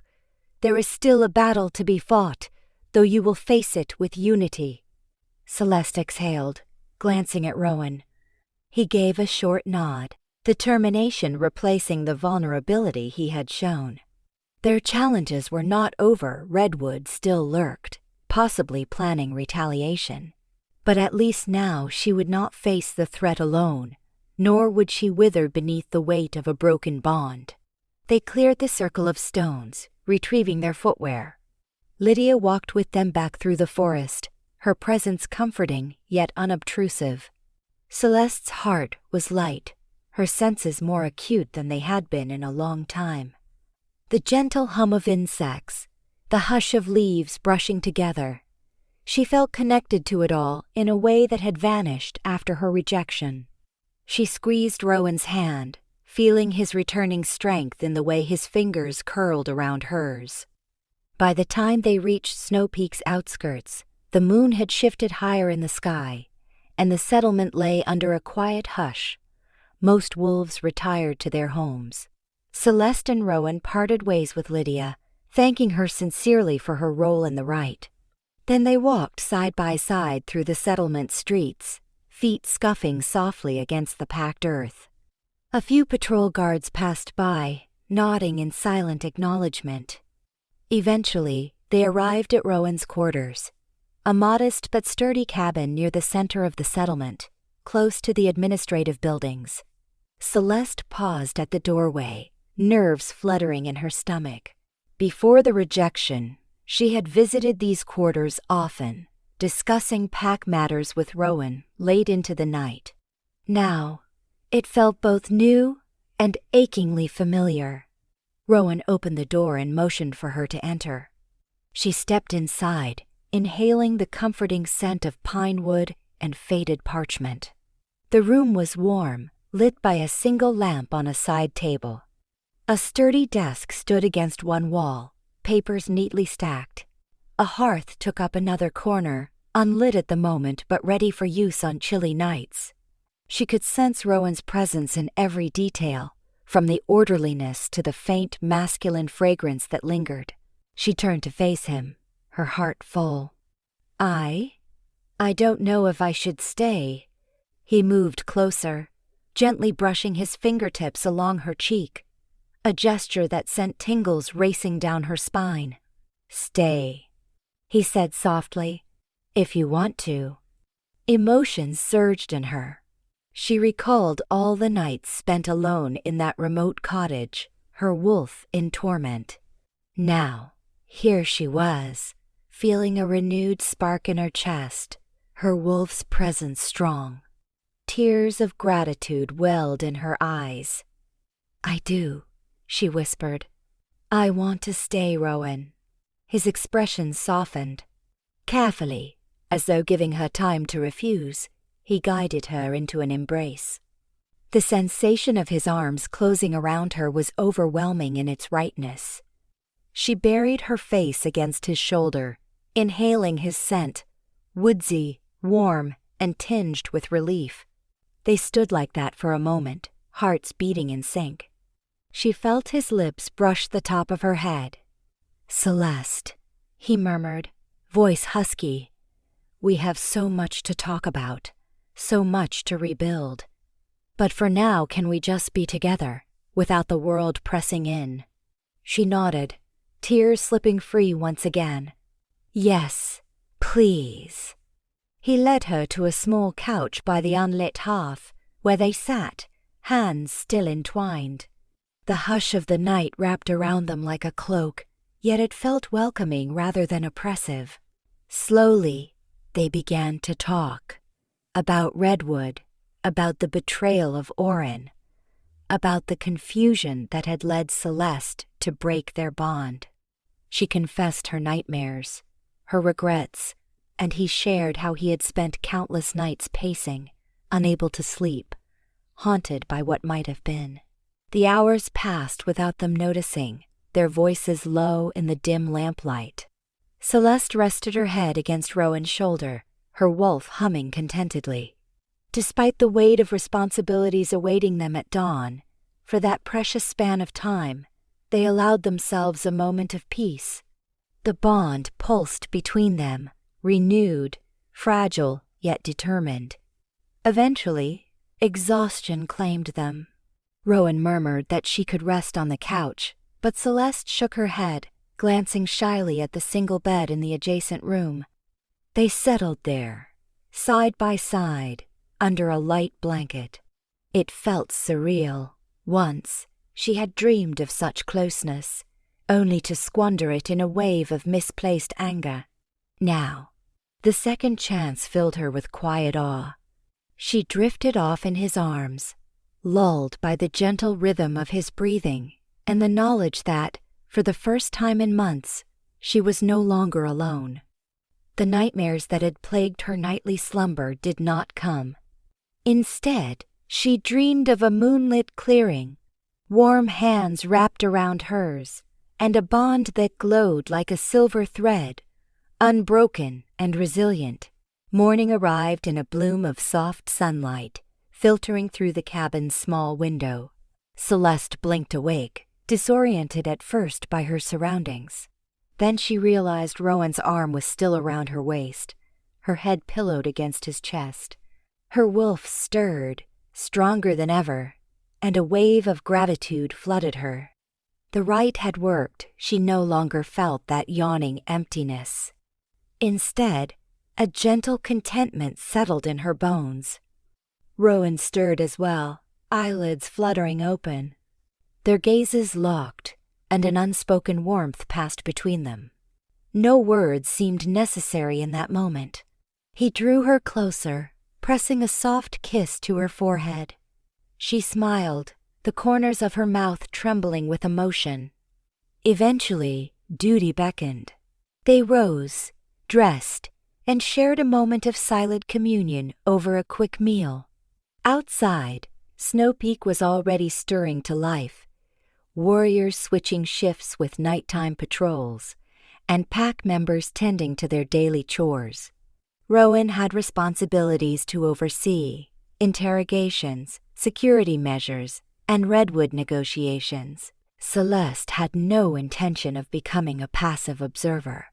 She felt rejuvenated enough to help. And though the pack might still regard her with caution, she could handle it now that the bond was whole. Hand in hand, they stepped out into the crisp morning air. Wolves passing by did double takes at the sight of Rowan and Celeste so obviously united. She saw some break into tentative smiles, others simply nodded.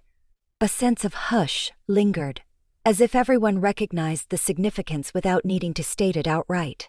They parted ways briefly, Rowan heading to meet with his advisors, while Celeste ventured to see Lydia. She found the elder near the orchard again, busy examining new herb seedlings. Lydia's eyes lit with quiet satisfaction when Celeste approached. "You look better," Lydia remarked, a knowing smile on her lips. Celeste nodded, pressing a hand over her chest. "The bond is restored, and my wolf is strong again. Thank you, Lydia, for guiding us. I don't think we could have done it alone." Lydia waved a hand dismissively. "Fate already paved the way. I merely pointed out the path. Now, Redwood remains a threat, but with a united leadership, Snow Peak will fare much better. And so will you." Celeste exhaled, gaze drifting to the orchard's edge where she saw a few pups chasing each other among the trees. "I won't let Redwood tear this pack apart. None of us will." By mid-morning, Rowan had called another council in the war room. Celeste joined them, feeling more confident as she slipped into the space. Bram, Gaia, Rowan, and the braided hair lieutenant were already there, along with a few new faces representing different pack factions, warriors, hunters, and supply coordinators. They all looked at Celeste with reserved curiosity. No hostility radiated from them now that she stood beside the Alpha with an air of quiet solidity. Rowan opened the meeting by stating the situation plainly. Redwood was temporarily cautious after last night's failed smuggling operation, but that caution would not last. Interrogations suggested Redwood's Alpha was planning a more aggressive move if subtle infiltration did not yield results. A tall, broad-shouldered male spoke up, arms folded. "Are we to prepare for open conflict, Alpha? We have families, pups. Should we send them away?" Rowan shook his head. "We will defend our territory. If Redwood is foolish enough to strike outright, we'll respond in kind. But panicking will only embolden them. We remain calm, vigilant, and swift. I want our border patrols reinforced. Everyone in the settlement must be ready to move to safer ground if an attack is imminent." A murmur of agreement spread around the table. Celeste, recalling her own infiltration into Redwood land, offered, "I can help identify vantage points along the southwestern border. Redwood might exploit that area since it's less guarded. I used to run there." She paused, remembering how she used to roam the pack lands freely before the rejection. "I know the terrain." Several heads nodded. The braided hair lieutenant cleared her throat. "Your knowledge could be vital, but you must not push yourself. Your shoulder is still recovering." Celeste flexed it slightly. "I'll be careful. I'm much stronger now." Rowan caught her eye across the table, a shadow of worry passing over his features. But he nodded in acceptance, trusting her judgment. That trust buoyed her, reinforcing her determination to help protect the pack she had once thought to abandon. For the next hour, they hashed out defensive strategies, updated supply counts, and coordinated scout rotations. Celeste took note of certain tasks she could oversee, ensuring that the old cottages on the outskirts were secured, gathering medicinal herbs with Lydia for field kits. The sense of purpose reinvigorated her. The pack was no longer an abstract memory. It was her home once more. After the meeting adjourned, Rowan pulled Celeste aside, voice low. "I won't be able to spare much time today. There's still more questioning of Redwood's prisoners. But tonight, if the situation is calm, can we?" He trailed off, as if uncertain how to phrase his request. She smiled gently, knowing what he meant.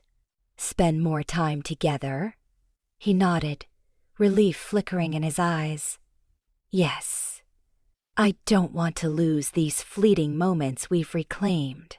Her heart warmed. "Me neither." The hours that followed blurred in a surge of activity. Celeste joined patrol units inspecting lesser-known paths, guided them to vantage points Redwood might exploit, and coordinated with Marion on storing extra medical supplies. Her new position was both exhilarating and exhausting. She felt the weight of the pack's scrutiny, but also their growing acceptance. Everywhere she turned, she was greeted by some sign that the bond's renewal had changed people's attitudes, forging a tentative willingness to trust her again. Late afternoon found her near the old orchard where Lydia had been working. The fragrance of ripe fruit and fresh earth filled the air. She paused under a gnarled apple tree, letting herself catch her breath. Her wolf, no longer a faint whisper, resonated within her, thriving under the restored bond. This synergy with Rowan fueled her stamina, a sharp contrast to the deterioration she had known before. As she leaned against the tree trunk, footsteps approached. Turning, she saw Bram. His expression was neutral, but his posture less stiff than usual when addressing her. "Celeste," he said quietly, crossing his arms. "I wanted to say you have my respect for stopping Oren. I know we had our reservations, but you proved your loyalty." She looked at him, recalling how he had once intervened when Holt tried to attack her. "Thank you. I appreciate that you gave me a chance." He nodded, gaze drifting over the orchard. "The Alpha is different now. Since the bond was restored, he seems more centered. I hadn't realized how deeply your rejection affected him." A pang of remorse nudged her. "I wish I could go back and undo it, but all I can do is move forward." "That's all any of us can do," Bram agreed. "We'll need that unity if Redwood comes in force. Their Alpha is unpredictable. Some say he is ruthless." She frowned. "He is cunning, and we still do not know his ultimate goal. Does he truly want to seize Snow Peak territory, or is he trying to corner some black market trade route?" Bram shrugged. "Perhaps both. We must stay vigilant." They parted ways, and Celeste resumed her tasks, a fresh wave of unease churning in her belly. Redwood's Alpha was indeed an enigma. She wondered what Oren might reveal under Rowan's interrogation, or if Redwood's prisoners would break under pressure. Time would tell. As evening fell, Celeste made her way to Rowan's quarters, heart dancing with anticipation.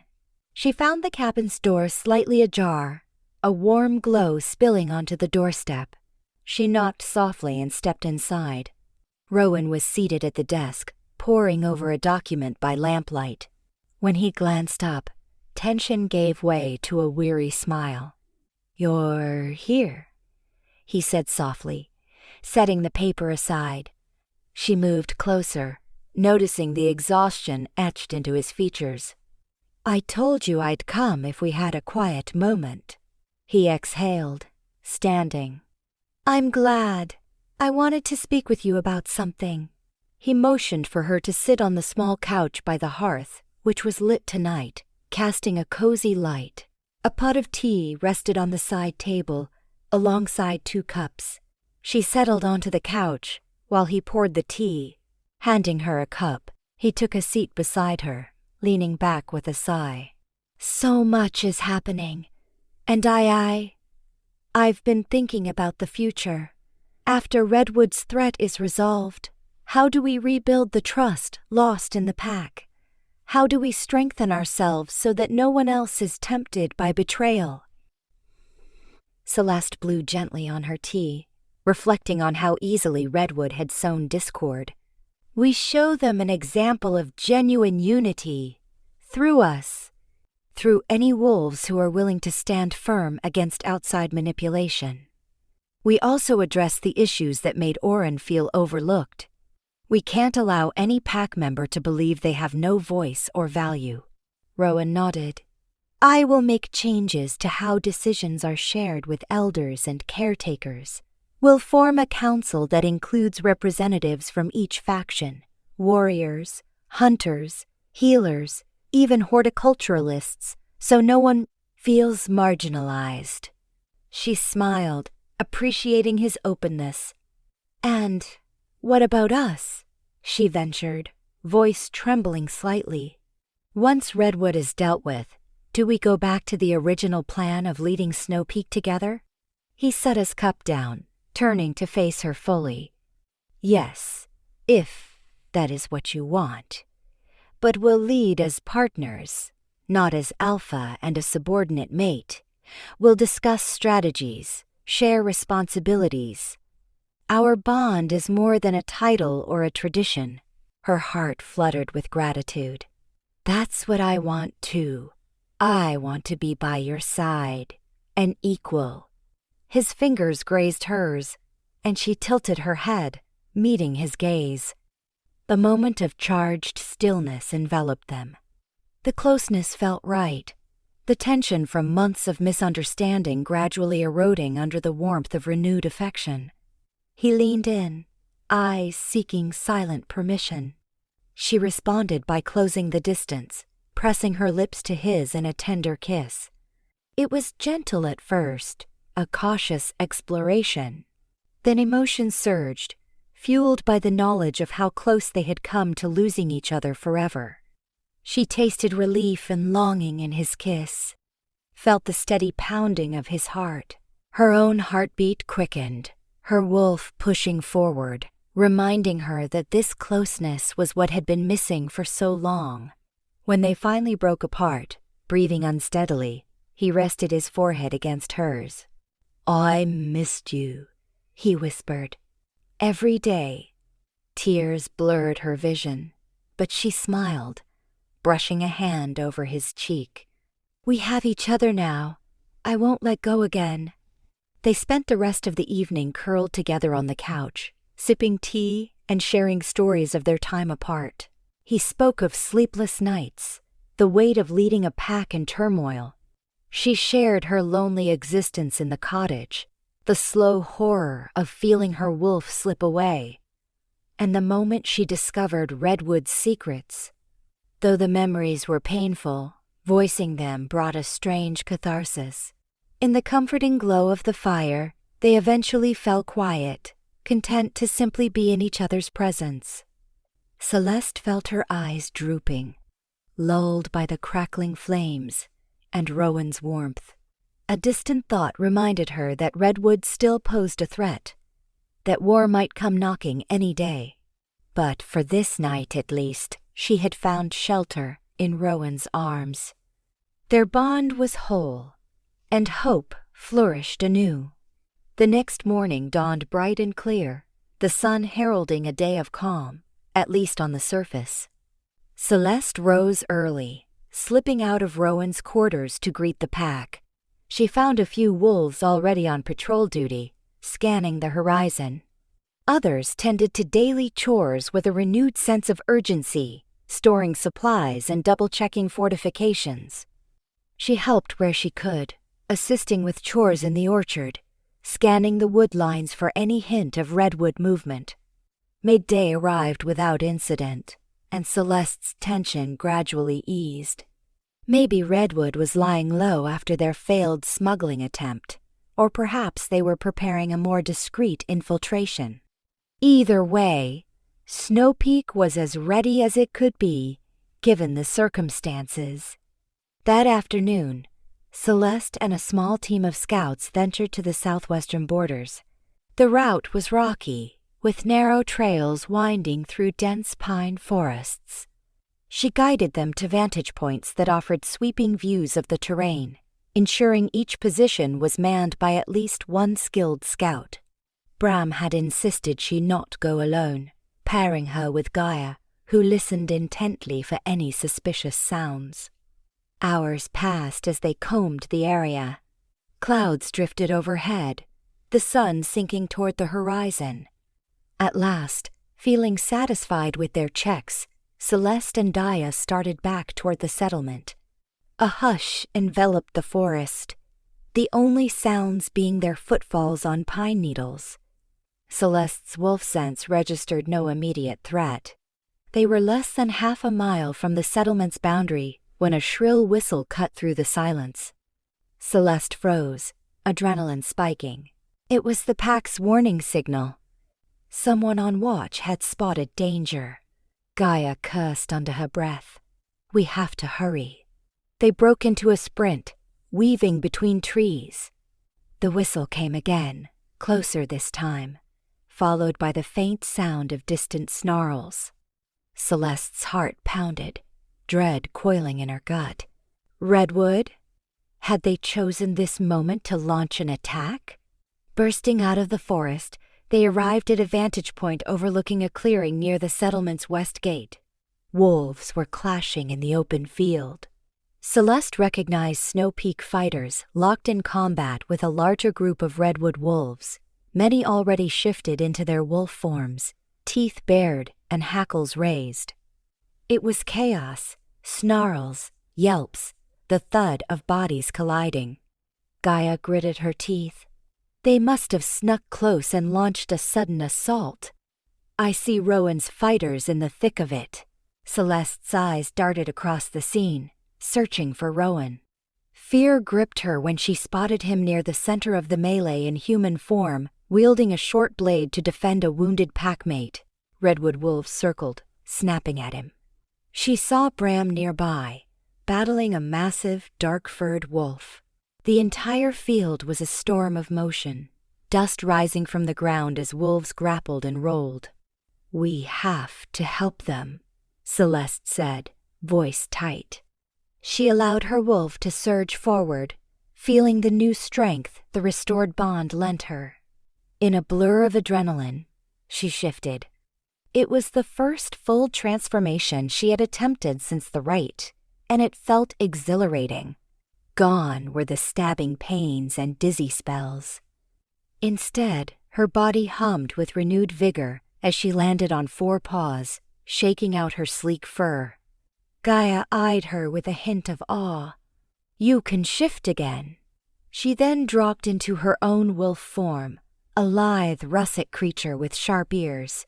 Together, they hurtled down the slope toward the battlefield. The noise enveloped Celeste. Yowls, snarls, the metallic tang of blood in the air. She launched herself at a redwood wolf poised to ambush a Snow Peak fighter from behind. Her jaws snapped at its flank, forcing it away. Energy coursed through her limbs, fueled by the bond she shared with Rowan. She felt no hesitation, only fierce resolve. Scanning the melee, she spotted Rowan locked in combat with a particularly large wolf bearing redwood scent. It lunged at him, snapping its jaws. Rowan slashed with his blade, but was forced to backpedal. Celeste let out a deep, resonant growl and sped toward them, intercepting the redwood wolf in a full-body tackle. The creature yelped, momentarily stunned, and Rowan seized the chance to drive it back further. A swirl of fur and fangs greeted Celeste as another redwood wolf broke away from the fray to lunge at her side. She spun, biting down on its shoulder. Pain radiated through her muzzle as it twisted, attempting to clamp its jaws on her throat. She wrenched free, staggering. Dimly, she realized her side was bleeding. "No matter," her wolf roared in her mind, refusing to yield. More Snow Peak fighters poured in, rallied by Rowan's leadership. Bram, in wolf form, smashed into the redwood line, scattering them with savage force. Gaia used her agility to dart behind foes, harassing them until they lost focus. Slowly, Redwood's ambush began to falter. A few turned tail and fled into the trees, others fell under the relentless coordination of Snow Peak's defense. Celeste fought on, ignoring the sting of her injuries. She saw Rowan tangle with the redwood wolf that seemed to lead the assault, a powerful creature with steel-gray fur. Their clash was brutal, fangs bared, blades flashing. Rowan landed a decisive blow, forcing the wolf to retreat. Blood spattered the ground as Redwood's leader barked an order, prompting the remaining attackers to withdraw in disarray.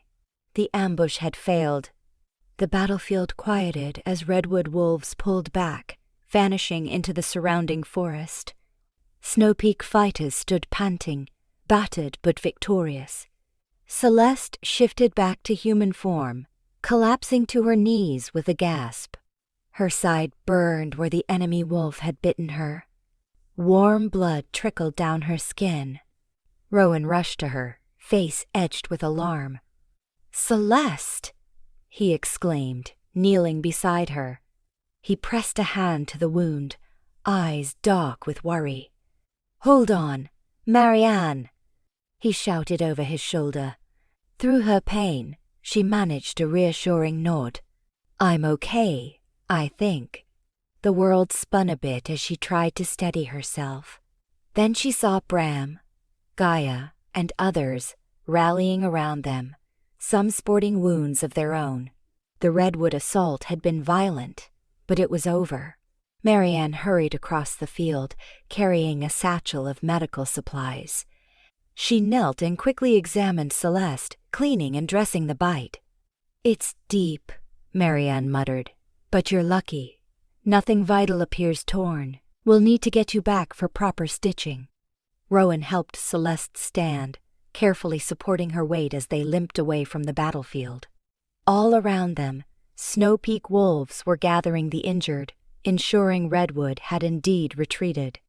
A few battered Redwood fighters lay on the ground, taken captive rather than killed in the chaos. Rowan's expression remained grim, but he kept a protective arm around Celeste's waist. Back in the settlement, those with lesser wounds were lined up outside Marianne's infirmary.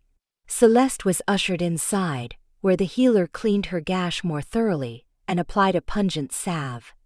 Rowan hovered, ignoring his own cuts until Marianne scolded him, forcing him to sit for treatment. An hour later, Celeste emerged, bandaged and worn. Outside, the settlement was stirring with news of the battle.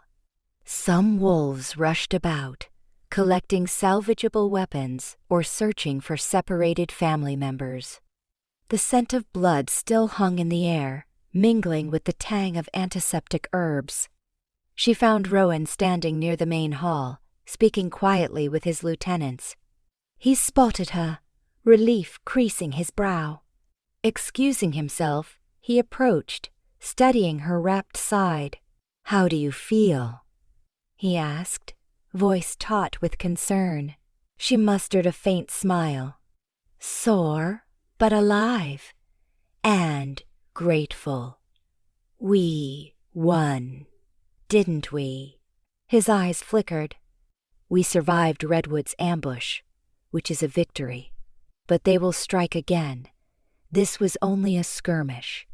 Their alpha tested our defenses and saw that we are not as divided as they hoped." She sighed, the reality of it sinking in. "So the conflict continues. But at least we showed them we won't roll over." She squeezed his hand, ignoring the dull throb in her side. "We have each other now, Rowan. That's worth a great deal." He squeezed back gently. "Yes, it is. Rest, Celeste. You fought bravely, but we need you strong for whatever comes next." Obliging him, she allowed herself to be led to a quieter corner, out of the main throng of activity. There, on a wooden bench, she settled carefully, Rowan beside her. The afternoon sun slanted down, illuminating the dust motes in the air. She watched the determined faces of passing wolves. Though exhaustion weighed on them, a current of unity now bound them, one Redwood's alpha had not foreseen. Rowan draped an arm around her shoulders, his touch warm and solid. She leaned against him, eyes drifting shut. In the midst of turmoil, spies, smuggling, and ambushes, the bond that she had once thrown away was now her bedrock. She thought back to the day she first rejected Rowan in front of everyone, the day she believed he had betrayed her. The memory felt distant now, a painful scar overshadowed by the strength of their renewed union. She opened her eyes to the sight of the settlement's timber buildings and the wolves moving about with a sense of common purpose. Redwood's threat loomed on the horizon, but so did the possibility of a more united future. A future in which she stood at Rowan's side, no longer shackled by her past mistakes. In that moment, bandaged and aching yet filled with fierce resolve, Celeste allowed herself a slow breath. She no longer felt the draining emptiness of a shattered bond. Her wolf, alive and present, offered comfort from within. The pack might still face hard trials, but the wound that once tore her apart was mending. She had found acceptance in Rowan's gaze, redemption in Snow Peak's uncertain welcome, and hope in the blossoming possibility that love, stronger than fear, could guide them through the darkness. They would stand together against Redwood's aggression, forging alliances within the pack's ranks and shining a light on any lurking shadows of betrayal. And as Celeste clasped Rowan's hand, weaving her fingers through his, she knew that the bond they shared, once thrown away and nearly lost, had emerged from the ashes stronger than ever. No longer dying in isolation, she lived again at his side. And for the first time in many weary months, she truly believed they would endure, hand in hand, hearts beating in unison, ready for whatever the future held.